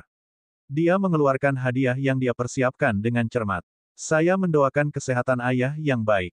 Senyuman lebar di wajah Xia Changliu telah lama menghilang. Dia hanya tersenyum kosong dan mengangguk. Anak ini telah menyiapkan satu set buah Go, sebuah permainan yang paling disukai ayah, Xia Yuan berbicara. Potongan-potongan itu buatan tangan saya sendiri yang menggiling tulang ikan dan tanaman merambat. Itu akan bermanfaat bagi kesehatan ayah. Saya harap ayah akan menyukainya. Duo ayah anak Xia Sun hanya peduli pada wajah Xia Changliu saat mereka memberikan hadiah. Hanya Xia Yuan yang benar-benar peduli dengan kesehatan Xia Changliu. Mereka yang punya hati akan bisa memahami siapa yang benar-benar peduli dan siapa yang tidak. Xia Changliu menerimanya. Dia membuka hadiah itu di depan umum dan melihat satu set bidak go yang sangat indah yang dipoles hingga bersinar dan sebuah papan catur. Barang-barang ini dikemas dengan sangat hati-hati. Terima kasih. Wajah Xia Changliu tanpa ekspresi. Dia dengan santai meletakkan hadiah itu di meja kecil di sampingnya. Aura ketidakpuasan mengalir dengan jelas. Xia Sun pura-pura heran. Kakak laki-laki, mungkinkah Anda sudah tidak punya uang untuk dibelanjakan? Bagaimana Anda bisa memberikan hal yang tidak sedap dipandang? Jika kamu tidak punya uang, adikmu bisa meminjamkannya kepadamu. Sekarang, Anda benar-benar menghadiahkan hal seperti itu di depan tamu kami. Apakah Anda sengaja mencoba menjadi lelucon di mata orang luar? Penampilan Xia Sun seolah-olah sedang berduka dan meratapi sesuatu, menyebabkan Xia Yuan semakin merasa malu dan tidak mampu menunjukkan wajahnya. Tatapan para tamu dipenuhi dengan sedikit rasa jijik ketika mereka melihat ke arah Xia Yuan. Tidak ingin mengeluarkan uang sepeser pun untuk merayakan ulang tahun ayahnya yang ke-60. Anak yang tidak berbakti. Saya mendengar bahwa untuk membantu putranya yang tidak berharga memasuki paviliun bela diri, Xia Yuan menghabiskan 2 kali lipat jumlah uang untuk menyewa pendekar Pingyang sebagai tutor. Inilah sebabnya dia tidak punya uang untuk dibelanjakan sekarang. Semua orang bergabung dalam percakapan. Xia Yuan merasa seperti ditembus oleh 10.000 duri es dan dipaksa ke dalam situasi yang sangat sulit. Dia bertindak tenang dan hanya bisa diam-diam kembali ke meja tempat dia dan putranya duduk. Ketika Xia Qilin melihat pamannya diejek oleh para tamu, sedikit rasa jijik muncul di matanya. Setelah itu, pandangannya beralih ke Xia Qingchen. Sepupu yang lebih muda, jangan bilang kalau hadiahmu juga merupakan sesuatu yang kamu persiapkan dengan santai. Dia justru ingin Xia Qingchen kehilangan mukanya sepenuhnya. Berani menyebabkan gurunya yang terhormat jatuh ke dalam kondisi seperti itu. Dia harus membuat Xia Qingchen membayar harga yang pantas atas tindakannya. Xia Yuan buru-buru berbicara, Qingchen masih muda, bagaimana dia bisa punya uang untuk membeli hadiah? Tidak apa-apa jika dia diejek sendirian, tapi putranya tidak boleh terlibat apapun yang terjadi. Oleh karena itu, dia tidak ingin Xia Qingchen memamerkan harta karun dari gudang mereka yang terlalu rendah untuk diperlihatkan di depan umum. Tapi siapa yang menyangka bahwa Xia Qingchen sebenarnya berdiri dengan sikap yang tidak merendahkan atau sombong. Dia berbicara, saya sudah menyiapkan hadiah. Oh, mengapa kamu tidak mengeluarkannya agar semua orang dapat melihatnya? Xia Qilin tersenyum. Xia Qingchen dengan tenang berbicara, tentu. Bagaimanapun, dia mengarangnya agar semua orang dapat melihatnya.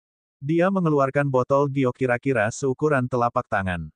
Tersimpan di sana, ada cairan spiritual 5 warna. Omong kosong apa ini? Bisakah itu diminum? Yang berbicara adalah teman Xia Qilin, Li Yaosong. Xia Qilin juga memiliki pandangan ragu di matanya. Apakah ini hadiah yang kamu persiapkan? Kakek sudah berumur bertahun-tahun, dan dia tidak bisa meminum minuman tidak masuk akal yang tidak diketahui asalnya. Bahkan para tamu belum pernah melihat cairan 5 warna ini sebelumnya. Mereka merenung dalam hati mereka. Cairan spiritual yang disiapkan oleh seorang anak kecil. Seberapa bagusnya? Paling-paling, itu adalah sesuatu yang dibuat dari pencampuran bahan-bahan medis secara acak, bukan? Cairan ini kelihatannya tidak terlalu buruk. Tetapi jika berbicara tentang meminumnya, seseorang mungkin harus mempertaruhkan nyawanya. Ekspresi Xia Qingchen tenang, tidak ada suka atau duka. Dia mengabaikan orang lain dan berjalan menuju Xia Changliu. Ini adalah air surgawi hati yang tenang. Ada 2 efek setelah meminumnya. Pertama, kecerdasan seseorang akan ditingkatkan atau dikembangkan. Kedua, umur panjang seseorang akan diperpanjang 10 tahun. Saya menyiapkan ini sebagai hadiah untuk kakek. Saya harap Anda menyukainya. Namun, Xia Changliu tidak menerimanya sama sekali. Dia menatap Xia Qingchen dengan ketidakbahagiaan. Dia berumur 60 hari ini dan tidak terlalu mengandalkan cucunya yang biasa-biasa saja untuk memberinya hadiah berharga. Tapi dia seharusnya berusaha lebih keras dan membiarkan dia punya wajah, bukan? Agar cucunya bermain-main dan memberinya cairan buatan sendiri yang efeknya tidak diketahui, apakah dia mencoba dengan sengaja membuatnya marah sampai mati? Yang lebih konyol lagi adalah Xia Qingchen bahkan mengatakan bahwa itu bisa memperpanjang umur seseorang hingga 10 tahun. Obat alkimia tingkat atas di Lone Cloud City paling banyak bisa memperpanjang umur seseorang hingga 1 tahun. 10 tahun. Beraninya dia membuat pernyataan seperti itu. Pada saat ini, kekecewaan Xia Changliu terhadap Xia Yuan dan putranya mencapai titik ekstrim. Melihat itu Xia Changliu tidak mau menerimanya. Tangan Xia Qingchen yang terulur di udara ditarik kembali. Dia tetap tenang, tidak ada gelombang di hatinya. Hahaha, Qilin, adik sepupumu sangat menarik. Memperpanjang umur panjang 10 tahun dan meningkatkan kecerdasan. Apakah dia tahu apa artinya ini atau tidak? Li Yaozong memegangi perutnya sambil tertawa terbahak-bahak. Obat alkimia yang memperpanjang umur seseorang selama 10 tahun. Saya bahkan belum pernah mendengar hal ini. Bisa juga mengembangkan atau meningkatkan kecerdasan seseorang. Apakah dia benar-benar mengira cairan 5 warna ini adalah obat abadi? Apakah adik sepupumu sedikit terbelakang? Li Yaozong terus tertawa sambil bertanya. Para tamu di tempat itu tertawa terbahak-bahak. Xia Qilin, Xia Qingchen. Sesungguhnya yang satu adalah langit dan yang lainnya adalah bumi. Suasana hati Xia Qingchen tidak terganggu. Tidak ada gelombang emosi bahkan setelah dia mendengar itu. Dia hanya berbalik dan kembali. Namun, Li Yaozong mengetahui niat Xia Qilin. Jelas, dia tidak ingin membiarkan Xia Qingchen pergi begitu saja. Dia kemudian berbicara, Saudara Xia, jangan pergi begitu cepat. Apapun yang terjadi, kami harus langsung menguji cairan spiritual ajaib Anda untuk memperluas wawasan kami, bukan? Bab 7. Saat dia berbicara, salah satu teman Xia Qilin menggendong seekor anak anjing kecil yang sedang menggerogoti tulang di tanah. Tubuhnya ditutupi bulu abu-abu dan terlihat sangat kotor. Sekarang setelah ditangkap oleh seseorang, matanya menunjukkan ketakutan dan tubuhnya gemetar. Dari penampilannya, ia seharusnya adalah anak anjing berumur 2 bulan. Bukankah saudara Xia mengatakan bahwa cairan spiritualmu mampu mengembangkan dan meningkatkan kecerdasan? Mari kita uji. Li Yaozong memasang ekspresi menggoda di wajahnya. Membiarkan sesuatu mengembangkan kecerdasan. Hanya obat alkimia tingkat dewa legendaris yang dapat mencapainya. Dan obat alkimia seperti itu pada dasarnya tidak ada dalam kenyataan. Xia Qingchen sebenarnya berani mengatakan bahwa cairan spiritual yang dia buat dapat mencapai hal ini.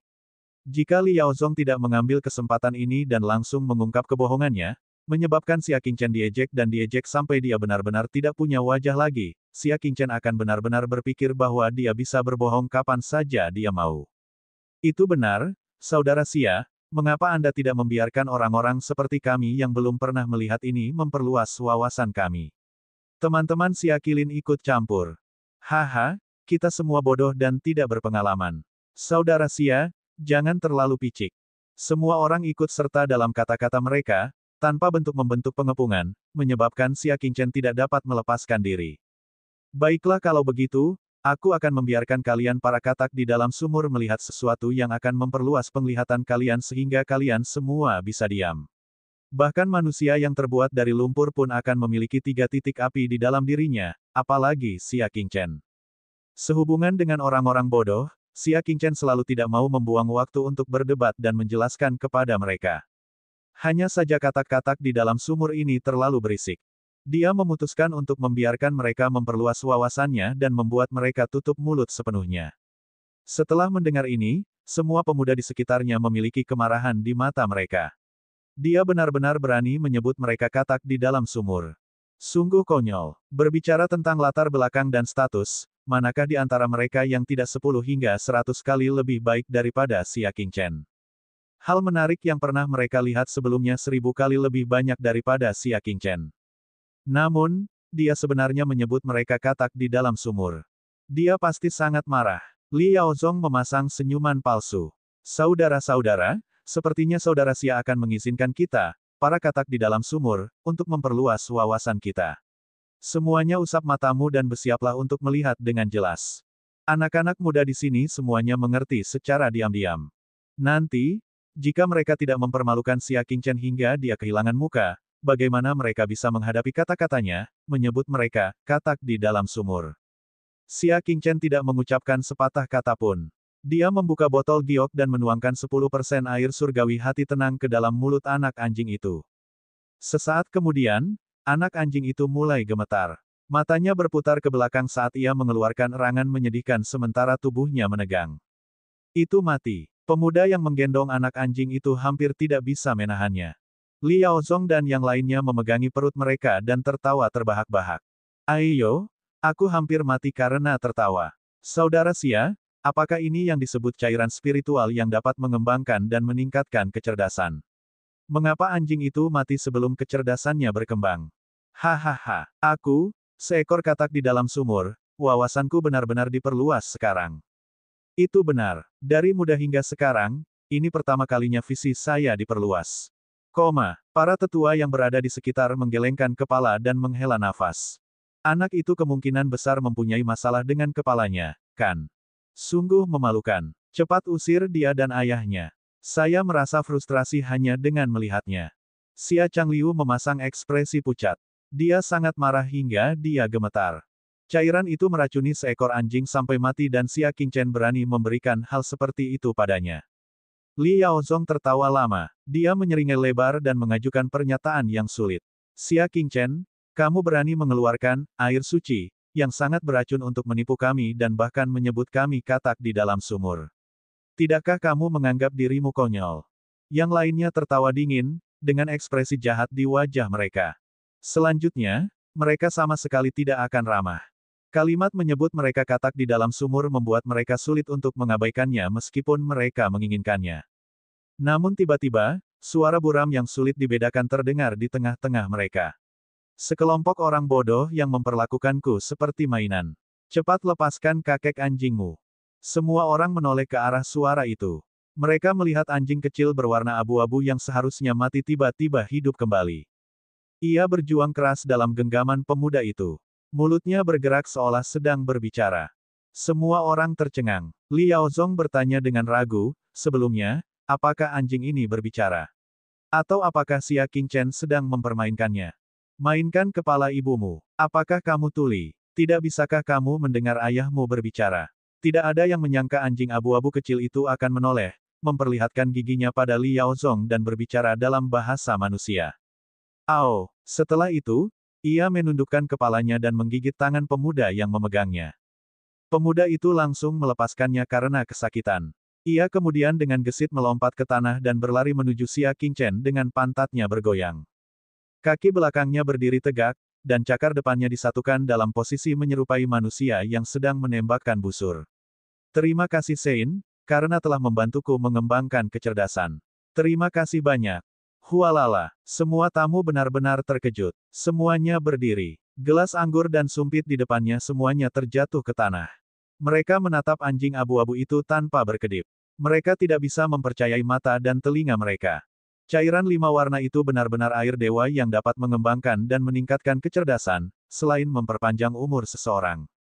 Mereka tidak ingin percaya, tapi anak anjing kecil yang terus mengucapkan terima kasih itu sepertinya menamparkan wajah mereka sambil berkata, bangun, kamu tidak sedang bermimpi. Gedebuk. Lukisan di tangan Xia Changliu yang diberikan oleh Xia Qilin jatuh ke tanah saat ini, tetapi dia tidak menyadarinya. Dia menatap anak anjing itu dengan heran. Li Yaozong dan orang lain di sekitarnya sekarang benar-benar tercengang, berdiri di sana sebodoh ayam kayu. Pada saat ini, keheningan menyelimuti perjamuan itu. Rasanya seperti ruang dibekukan. Satu-satunya hal yang mengharukan adalah anak anjing yang terus berterima kasih kepada Xia Qingchen. Xia Qingchen melirik anak anjing itu dan dengan tenang berbicara, hanya pertemuan acak. Itu bukan masalah besar. Anak anjing itu benar-benar terharu hingga menangis. Ia menyeka air matanya. Manusia lain memperlakukan saya seperti anjing liar, mengabaikan hidup dan mati saya. Hanya Sein yang bersedia membantu saya mendapatkan kecerdasan, sehingga saya tidak lagi berkepala dingin. Hari ini, kehidupan anjingku ini milikmu, Santo. Tolong jaga aku bersamamu. Akhirnya percakapan mereka membuat semua tamu tercengang. Semua orang mengalihkan pandangan mereka ke botol giok di tangan Xia Qingchen yang masih memiliki 90% cairan. Tatapan mereka dipenuhi panas. Jika mengembangkan dan meningkatkan kecerdasan itu nyata, bukankah itu berarti perpanjangan umur 10 tahun juga benar? Nilai dari botol air surgawi hati tenang ini sungguh tak ternilai harganya. 1 juta? Tidak, meskipun itu 10 juta tael perak, masih ada orang yang berlomba-lomba untuk membeli. Dalam perjamuan ini, sebotol air surgawi hati tenang ini adalah harta karun sejati yang tak tertandingi.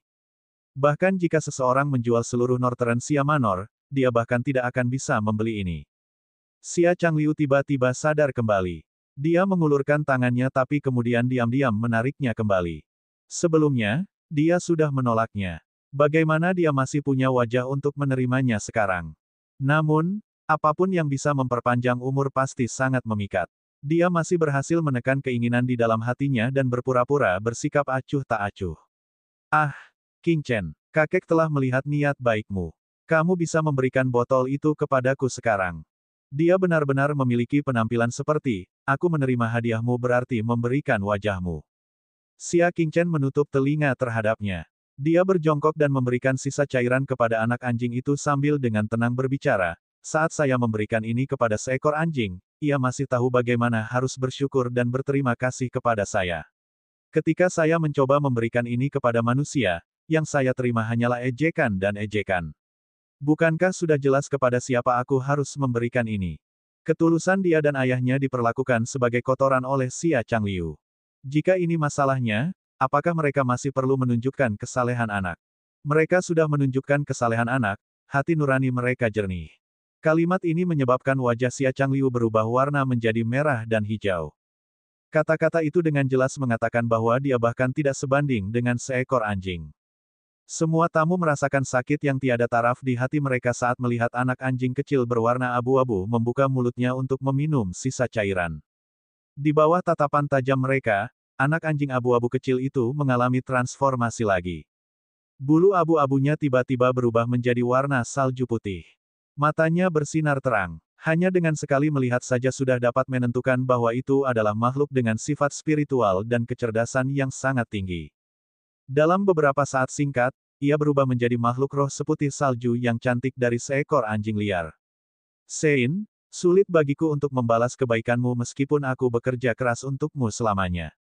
Kecerdasan anak anjing itu kini semakin tinggi. Ia dapat berbicara dengan sangat baik dan bahkan tahu bagaimana meniru manusia yang bersujud dalam ibadah. Semua orang hanya bisa meremas-remas tangan dan menghela nafas. Manfaat cairan yang menantang surga diberikan kepada anjing liar.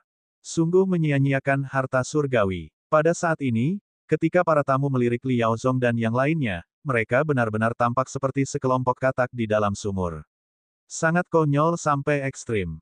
Saat ini, orang-orang yang membuat pameran dan paling mempermalukan diri mereka sendiri tidak lain adalah mereka. Sungguh, sekumpulan katak sombong di dalam sumur. Bab 8. Di bawah tatapan semua orang, Xia Qingchen perlahan berdiri. Dia dengan tenang berbicara, terima kasih kepada semua tamu yang datang ke sini untuk perayaan ulang tahun kakek saya. Kalian bisa melanjutkan, saya akan mengucapkan selamat tinggal dulu. Situasi perjamuannya sudah buruk sejauh ini. Dia tidak perlu lagi terus berpartisipasi. Tetapi jika dia ingin pergi, apakah Li Yaozong mengizinkannya? Tahan di sana. Wajah Li Yaozong berwarna hijau. Xia Qingchen meliriknya dengan acuh tak acuh.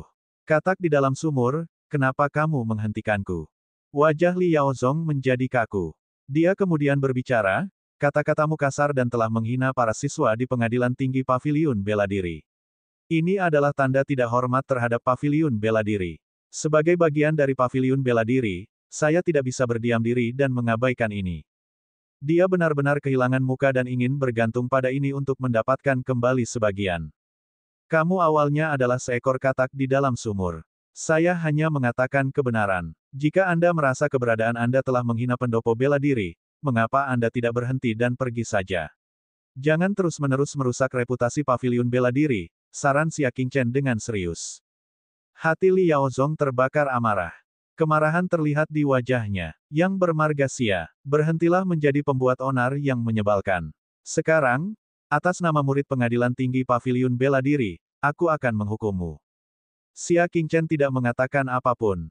Dia hanya menatap Xia Changliu, Xia Sun, dan Xia Qilin. Mereka bertiga terdiam, tidak ada satupun dari mereka yang keluar untuk berbicara mewakilinya.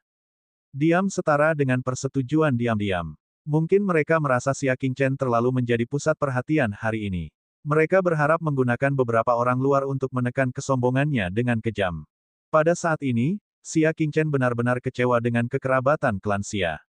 Selain garis keturunan, dia tidak memiliki sedikit pun hubungan dengan Manor Xia Utara. Namun para tamu sebenarnya ingin membela Xia Qingchen. Mereka ingin menggunakan kesempatan ini untuk mengikatnya agar mereka dapat meminta air suci. Namun saat melirik Li Weifeng yang tetap diam dan perlahan meminum tehnya, tidak ada yang berani berbicara. Sepertinya Li Weifeng juga ingin putranya bertindak untuk mengurangi ketajaman Xia Qingchen. Xia Yuan melangkah mendekat dengan ekspresi berat. Berada di Northern Xia Manor seperti berada di sarang musuh. Kerabatnya sendiri bahkan tidak mendukung mereka dengan kata-kata pelindung apapun. Hal ini menyebabkan perasaan kekeluargaannya goyah. Siapa yang berani menyentuh anakku? Xia Yuan berteriak. Alis Li Weifeng bergerak-gerak. Dia dengan tenang menatap Xia Yuan. Manor Lord Xia, anggap saja itu sebagai perdebatan antara generasi muda. Anda, sebagai seorang penatua, seharusnya hanya menonton dari samping. Berdebat. Lelucon yang luar biasa. Seseorang yang tersingkir dari ujian paviliun bela diri melawan anggota paviliun bela diri.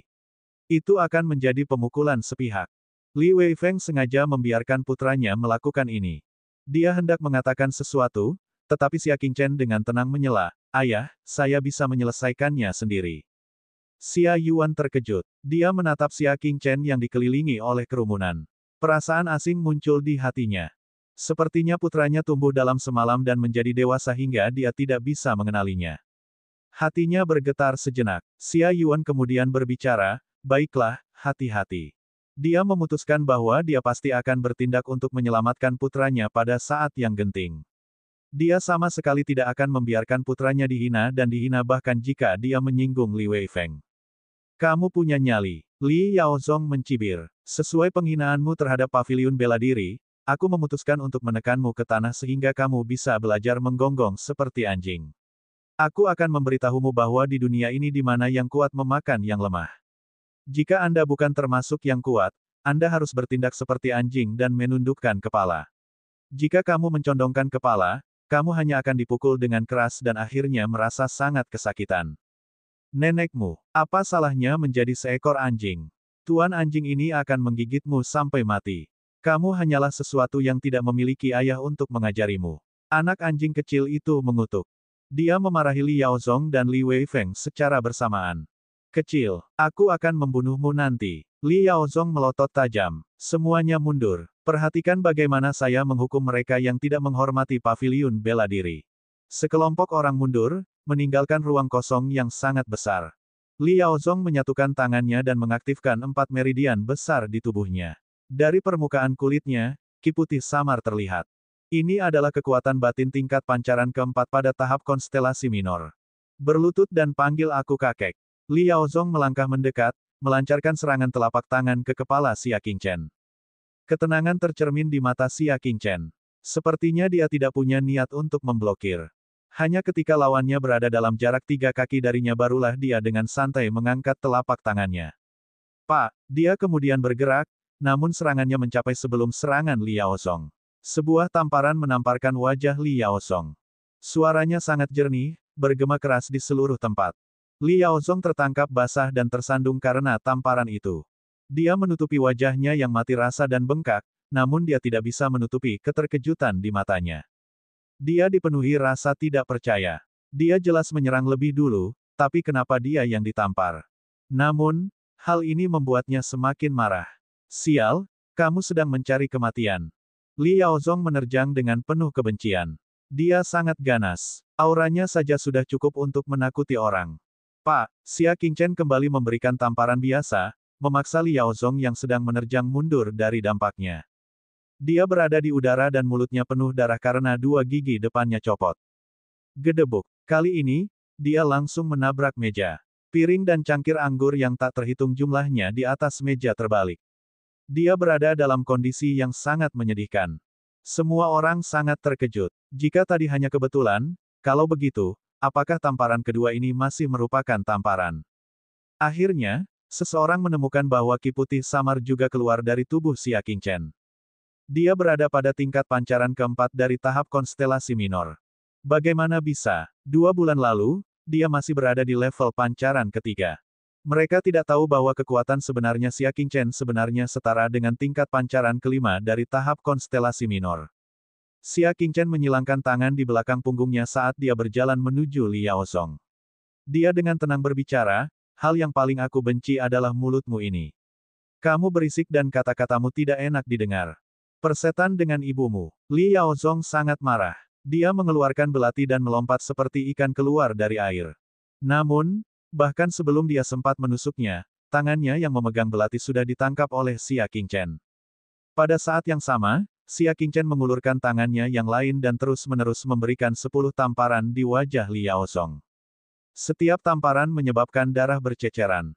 Liao Zong marah, tapi dia tidak bisa berbuat apa-apa. Dia seperti anak kecil yang ditangkap oleh Xia Qingchen, sama sekali tidak berdaya.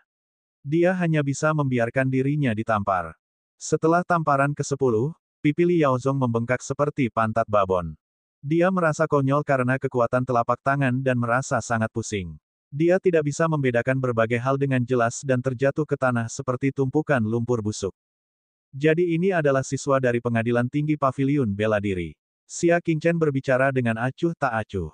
Sejujurnya, ini cukup lemah.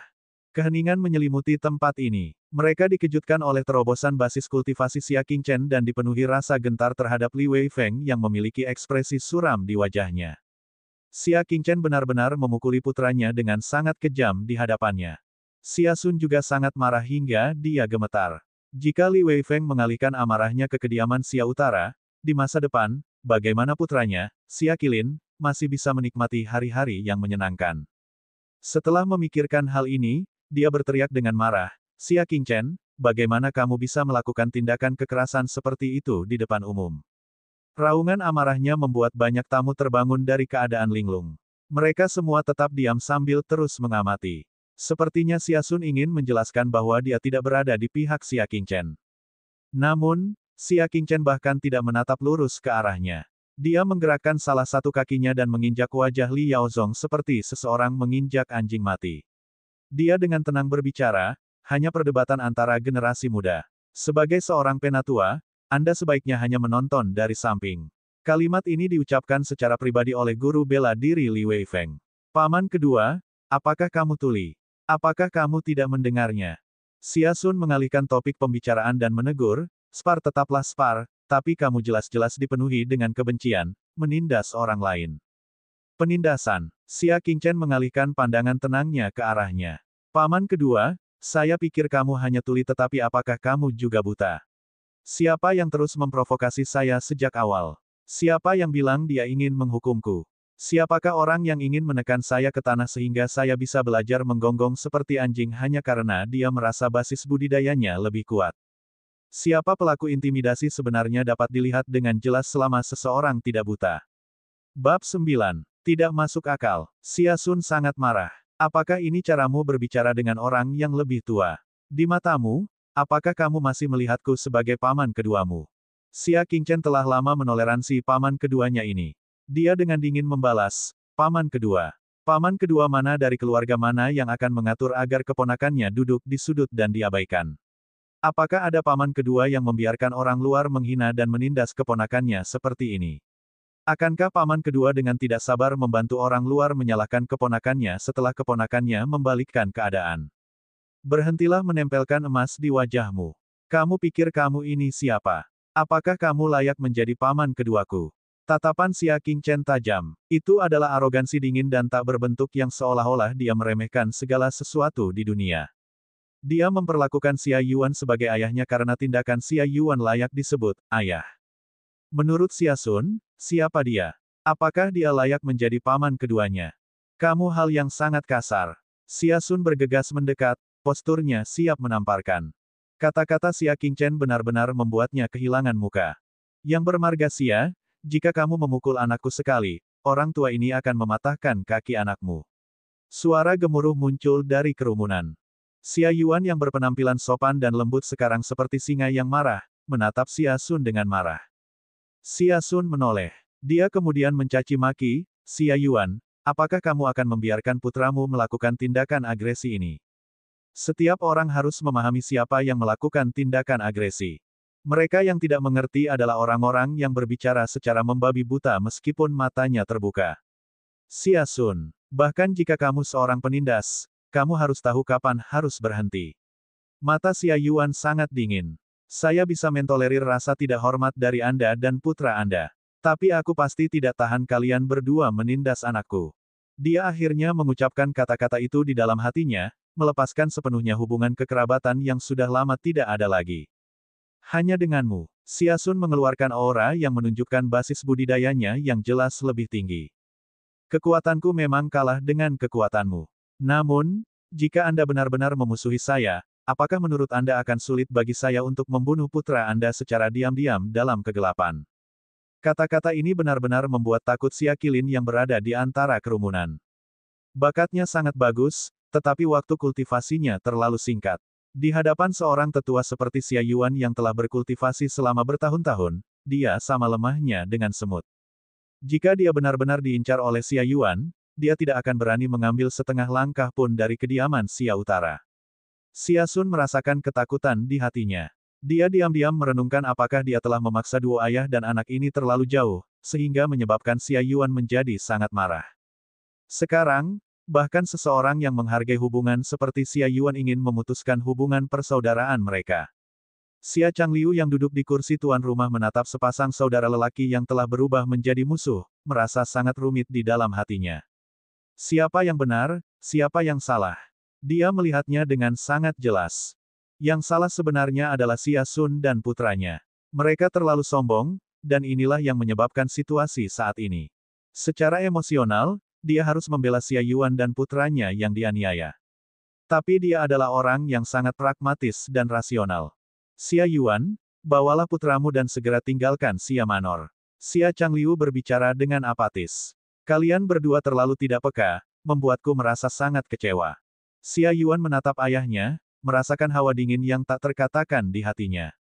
Jelas sekali, dia dan putranya sedang diintimidasi. Namun pada akhirnya, Xia Changliu malah menyalahkan mereka karena tidak peka.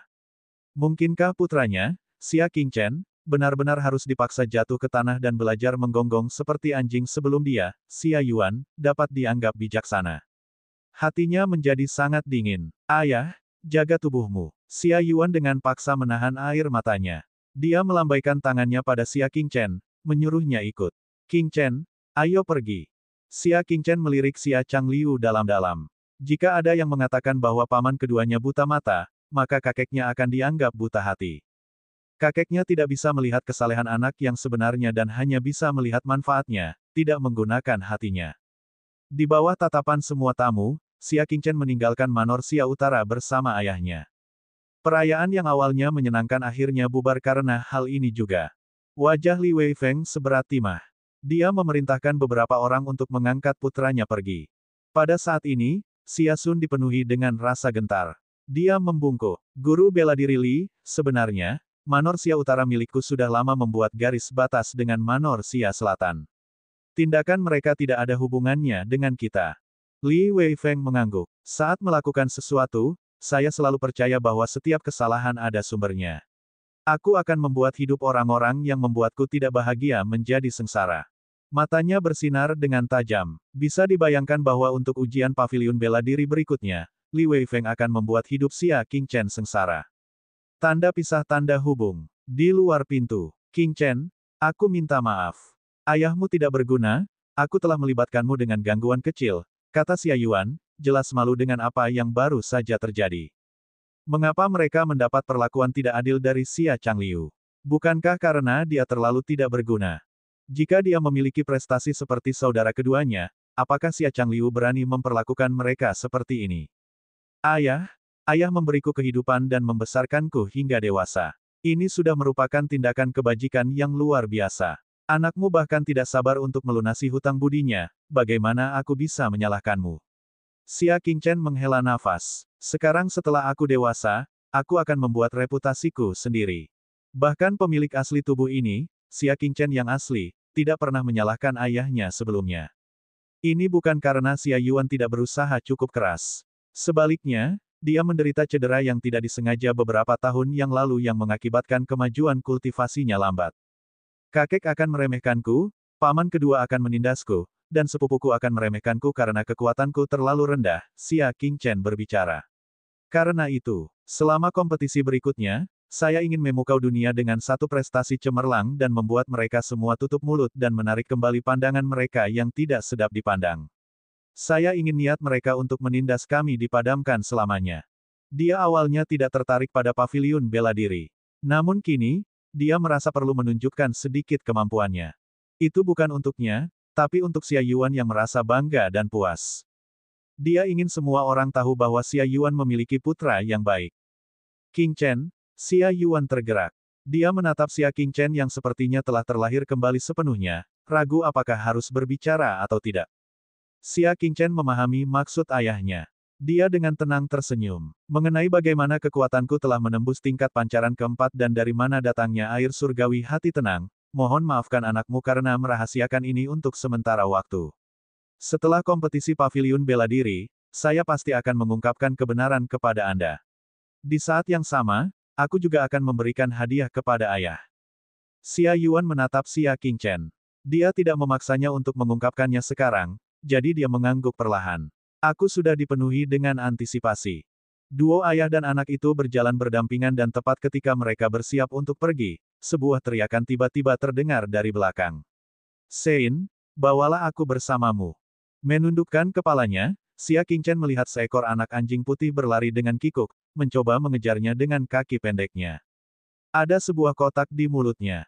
Itu tidak lain adalah set catur yang diberikan Xia Yuan kepada Xia Changliu. Mengapa kamu membawanya kembali? Xia Qingchen bertanya. Anak anjing putih itu menjawab, benda tua itu tidak hanya buta matanya tetapi juga hatinya. Dia tidak layak menerima hadiah yang disiapkan ayah orang suci untuknya. Oleh karena itu, saya mencurinya kembali. Xia Qingchen berjongkok dan menyentuh kepalanya. Dia kemudian berbicara, mencuri sesuatu itu tidak benar, tapi apa yang kamu lakukan tidak salah. Xia Changliu benar-benar tidak layak menerima bakti ayahnya. Awalnya saya tidak berpikir untuk memelihara anjing lagi. Namun, karena Anda membawa kembali perangkat catur tersebut, Anda dapat mengikuti saya mulai hari ini dan seterusnya.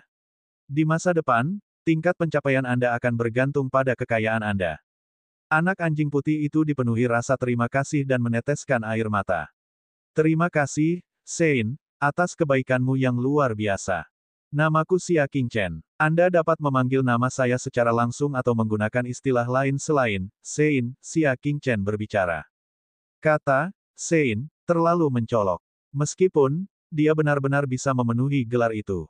Kalau begitu, haruskah aku memanggilmu sebagai Tuan Chen? Mata anak anjing kecil yang terlihat jelas dengan warna hitam dan putih itu berputar-putar.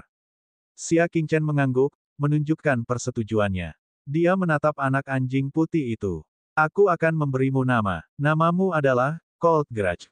Dendam yang dingin. Hari itu, 1000 tahun yang lalu, satu serangan pedang yang membuat hatinya dingin berubah menjadi dendam yang bertahan dari baptisan waktu. Dia memilih nama ini untuk mengingat adegan itu setiap saat. Bab 10. Terima kasih banyak telah memberiku nama, Tuan. Mulai hari ini dan seterusnya, nama saya adalah Cold Grudge dan nama hewan peliharaan saya adalah Graji. Itu memberi dirinya nama hewan peliharaan. Xia Qingchen mengangguk. Kembalilah bersama ayahku ke Southern Xia Manor dulu. Saya akan menuju ke kuil.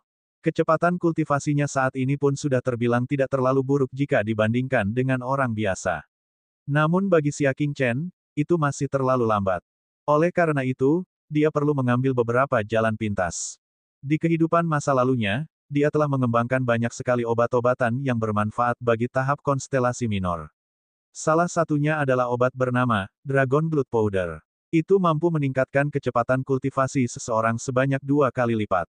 Yang lebih luar biasa lagi adalah bahan-bahan yang digunakan untuk membuat obat ini tidak dianggap berharga. Kuil harus memiliki segalanya. Xia Yuan mengangguk. Sangat jarang mendapatkan gulungan dewa. Berusahalah sebaik mungkin untuk menukarnya dengan hal-hal yang dapat meningkatkan kultivasi Anda, jangan disia-siakan. Saya mengerti, Xia Qingchen berbicara. Lagi pula, sebulan yang lalu, bibimu mengirimkan surat. Adik sepupu Anda akan datang ke sini melalui kapal dagang dan akan mencapai sekitar setengah bulan kemudian. Pada saat itu, kamu harus pergi untuk menerimanya, Xia Yuan mengingatkan putranya. Dia takut beberapa bulan akan berlalu jika Xia Qingchen mengasingkan diri. Xia Changliu memiliki 3 anak. Yang tertua adalah Xia Yuan, yang kedua adalah Xia Sun, dan selain mereka, ia memiliki 1 anak perempuan lagi, Xia Jie. Dia menikah dengan klan bangsawan kecil di ibu kota dan memiliki seorang putri bernama Zhao Churan. Dalam kesan Xia Qingchen, adik sepupu perempuannya telah datang ke Lone Cloud City berkali-kali sebelumnya. Dia tumbuh menjadi gadis yang anggun dan cantik, seperti mutiara kecil. 3 tahun telah berlalu. Tidak diketahui bagaimana keadaannya sekarang. Baiklah, ayah. Xia Qingchen membuat catatan mental. Setelah itu, dia pergi ke kuil. Setelah dia mengeluarkan gulungan surgawi dan menunjukkannya, wajah penjaga itu terlihat iri saat dia mengantar Xia Qingchen ke kedalaman kuil. Ada total 3 lapisan di kuil. Lapisan luar adalah aula besar tempat seseorang memuja patung dewa.